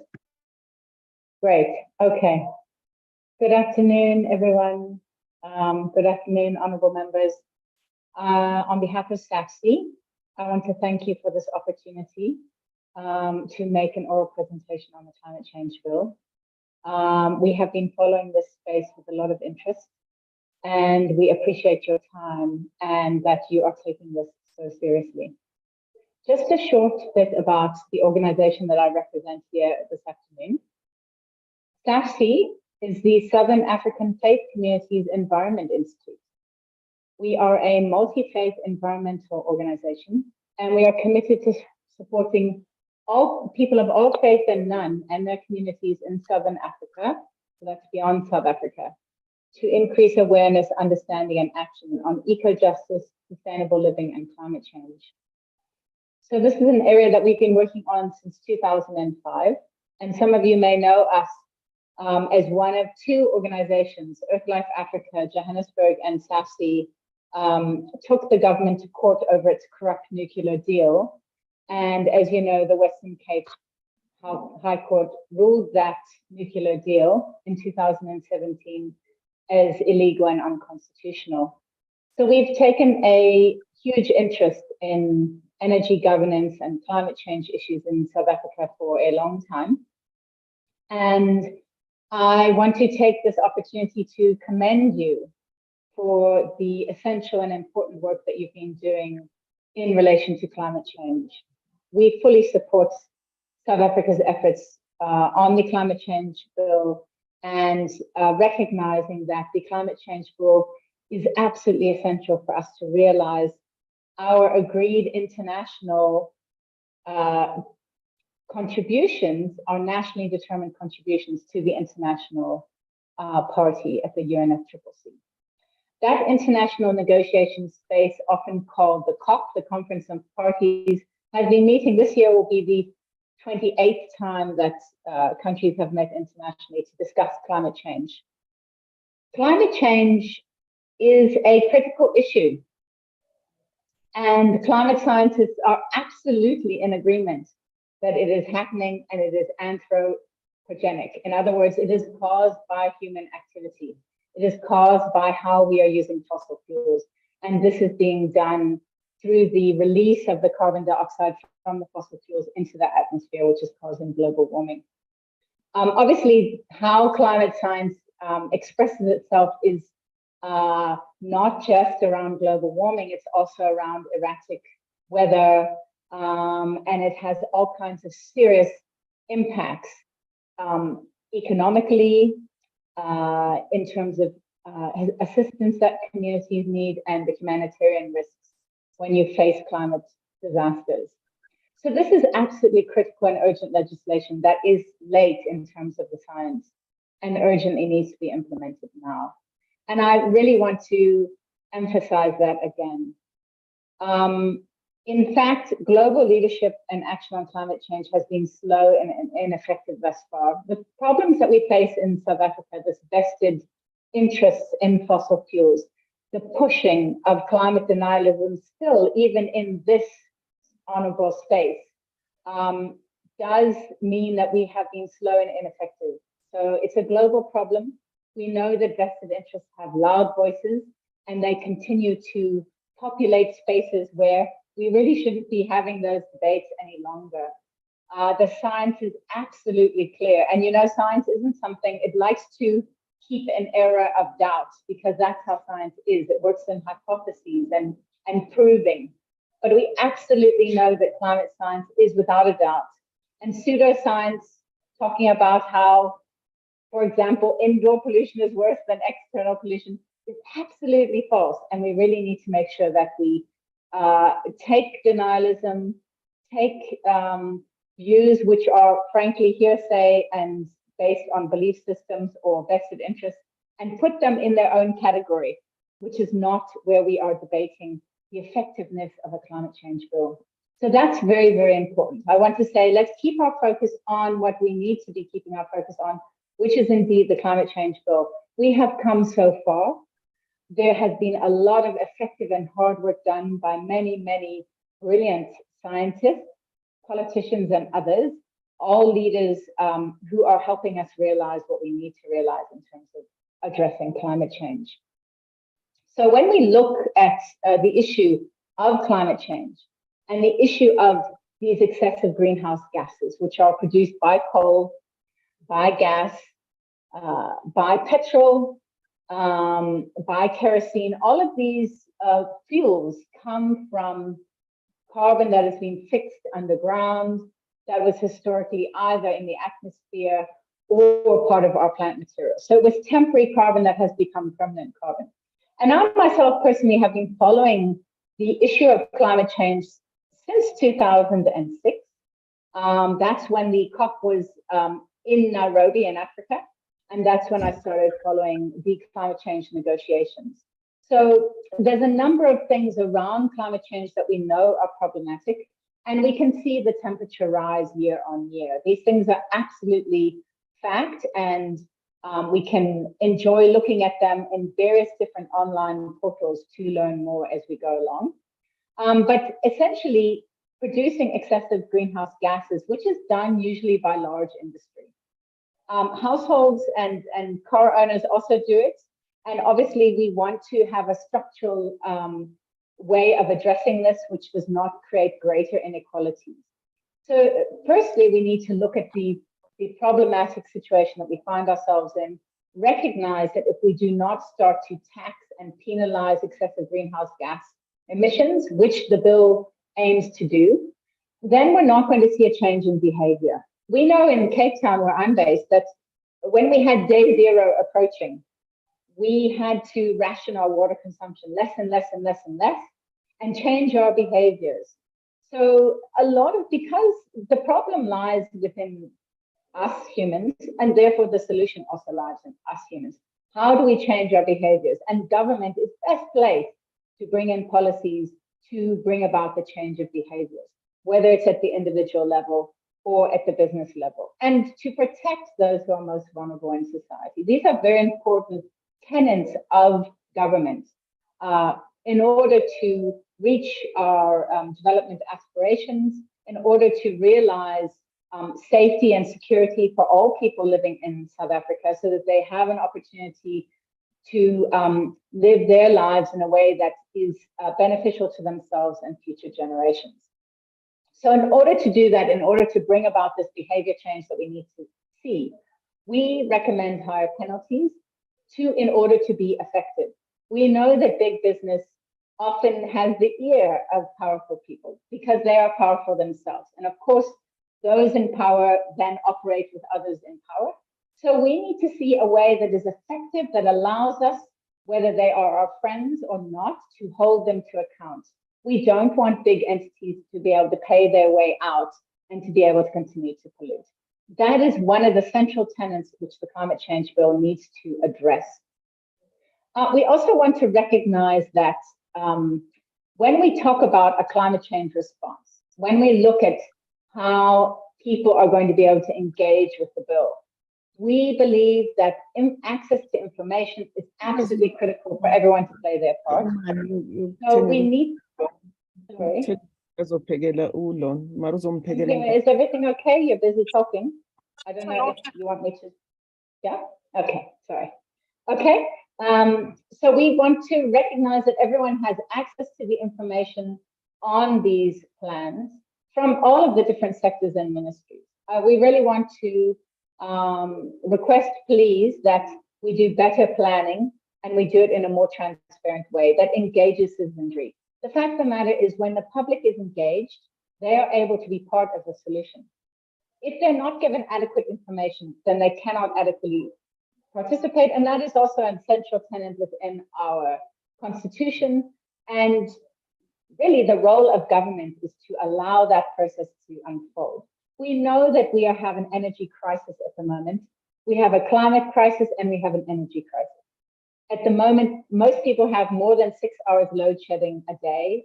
The previous presenters who are meant to be speaking now have been unable to present for that reason. When we hear Bess's interests say, no, let's continue with coal, let's continue with nuclear, let's bring in gas, those energy systems are taking you along the business as usual trajectory. It does not address the needs and the future impacts of climate change.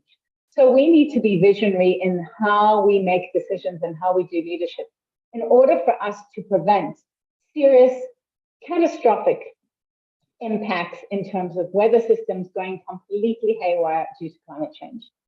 Again, this is the science upon which the climate change bill has been created, not a debatable area. In point of fact, well known and well documented to date. We are now in the crisis stage. So South Africa faces the twin crisis, the energy crisis due to poor governance and poor decision making, which continues. I don't see any solutions coming out of the load shedding issue because we don't have an integrated energy plan, which is also part of our legislation. It's Section 6 of the Energy Act of 2008, but we don't have that integrated energy plan. And without a plan, how indeed can we find our way out of the crisis that we're in? But these two crises also represent opportunity. And the opportunity is for everyone to play their part. So please, we request that information is readily available to all in a way that is the jargon. This shouldn't be something which is not something that we can commonly understand in our own language, in our vernacular, in our communities. Climate change is not something, just because it comes from science doesn't mean that we can't understand it in our local context. And that really is necessary for us to be effective in addressing it.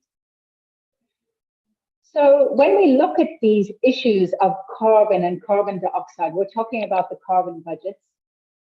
And one of the things that we're not seeing happen effectively enough within the bill is deadlines. We want to see implementation plans, as I said earlier, that being absolutely critical, that have dates and deadlines attached to them. The only way we can be effective in making sure we are indeed moving forward as is needed and taking the difficult steps to address climate change, to stop using fossil fuels and other ineffective energy systems, is that we have enforcement and an effective, transparent implementation plan that can be followed. So we know that a lot of steps are being taken by government. Again, I want to commend the President's Climate Commission for its work on the just energy transition. And when we look at a just energy transition, they are looking at some parts of it, and there are many others. But we absolutely know in an energy crisis and in a climate crisis that a just energy transition means moving away from fossil fuels. So you cannot include fossil fuels in a just energy transition. And I don't want to take up your time with talking about why nuclear is not the solution for South Africa, but this is something that we've worked on extensively. The graft issues that we had with the last court case remain. We know that geopolitically, this can be a complicated issue for South Africa. But in terms of the needs of the people in South Africa, the energy poverty that we must address, nuclear energy will never be part of a just energy transition. It's slow, it's expensive, and it's risky. It is not what we need. More coal is also not going to improve matters when we realize that we've run out of our carbon budgets. So we need to take the numbers that we've been presented with seriously, and we need to have implementation plans that deal with them effectively. So when we look at the bill, we need to align our emission reduction targets, our carbon budgets, to link with the science. We must stay as closely as possible within 1.5 degrees Celsius of global warming. We're already well over 1% of Celsius of degrees warming. So we are in a position where we do need to take this very seriously and take action now. We need to make sure that the carbon budgets that we assign to emitters actually relate directly to the science on 1.5 degrees. And those targets for each sector need to be aligned. If we give one sector a certain amount and it's not lining up with the other, then we will not reach our overarching target. Ultimately, and this is what the science has been telling us for a long time now, there needs to be a target of net zero by 2050. And we need a clear definition of what does net zero mean. When we talk about net zero, what is our understanding of that? I want to say that when we're given this kind of necessary discipline, when we're given this kind of crisis, it is a real opportunity. And we should not believe that making change in our behaviors, making change in our energy system, making change in where we get energy from will result in the kind of penalties to poor people that have been mentioned. In fact, renewable energy presents a wonderful opportunity for poor households to firstly generate their own energy, but also potentially feed back to the grid once our system has been addressed so that that's possible. Allowing households to feed back to the grid has been extremely effective in countries like Vietnam. So let's not say that renewable energy isn't there yet. It is there and it's ready. It's us who need to take the necessary steps so that we can take advantage of these opportunities. So South Africa is very well placed for us to take the steps necessary for the climate change bill and really allow it to also meet our developmental objectives. The other thing I wanted to mention in terms of the bill, and I really want to recommend here, please, is that we make sure that we have regular progress reports on performance, not just on how we are doing in terms of meeting our targets, but also on the performance of our heavy emitters, who are indeed going to have to make the biggest changes. And we know who those are. Eskom is one of them. We also want to see information coming out of institutions like Sasol. These are the organizations who are going to have to make the biggest change in terms of how they're doing their work. So those are my main points that I wanted to make to you this afternoon. Thank you so much again for the opportunity. We know that there is an engaged and committed group of people, faith communities, other people who are very engaged with the issue. Please take their voices seriously. Please make sure that you recognize the contribution that they want to make to the climate change bill and let them be part of the solution. I don't believe that we have to be in conflict with each other. I do believe that if we listen to the science and we engage the public effectively, government can really see this as a fantastic opportunity to make a real change in South Africa and become the global leader in a just energy transition that it should be. Thank you so much. Thank you. And the previous presenter, are they available? Are they ready now? So that we will allow the honorable members to ask questions after the two presentations. Are you ready now?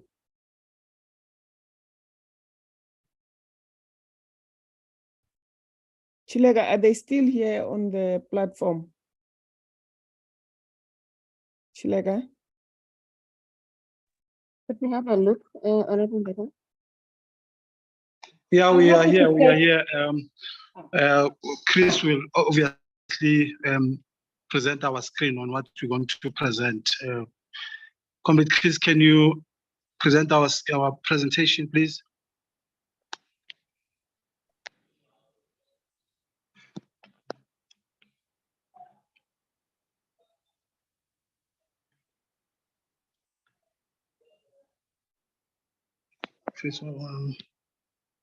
Comrade Chris, are you able to?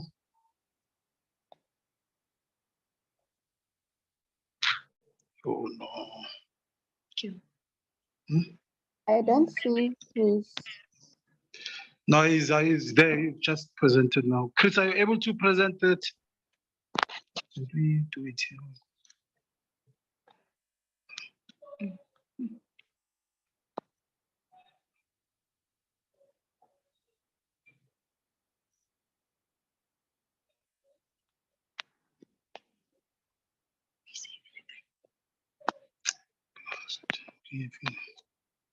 Are you ready? Because honorable members must still go to the.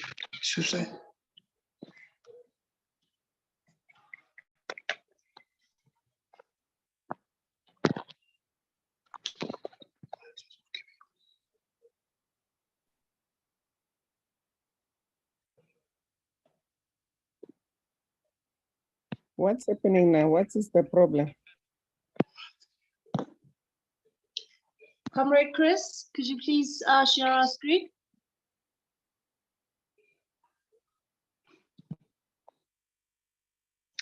Can you able to see the screen now? Yes. Okay, all right.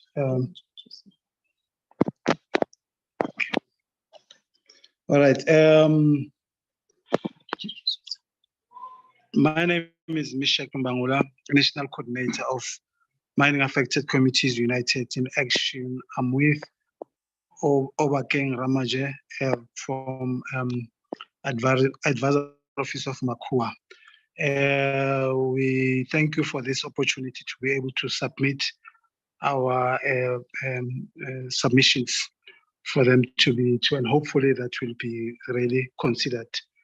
Makua is the community movement which was established in 2012 at the conference attended by almost 150 communities, activists from across the country to focus on building and strengthening the agency of marginalized and excluded communities so that they are able to hold those in position of power to account and amplify the voices of the affected communities at a national level.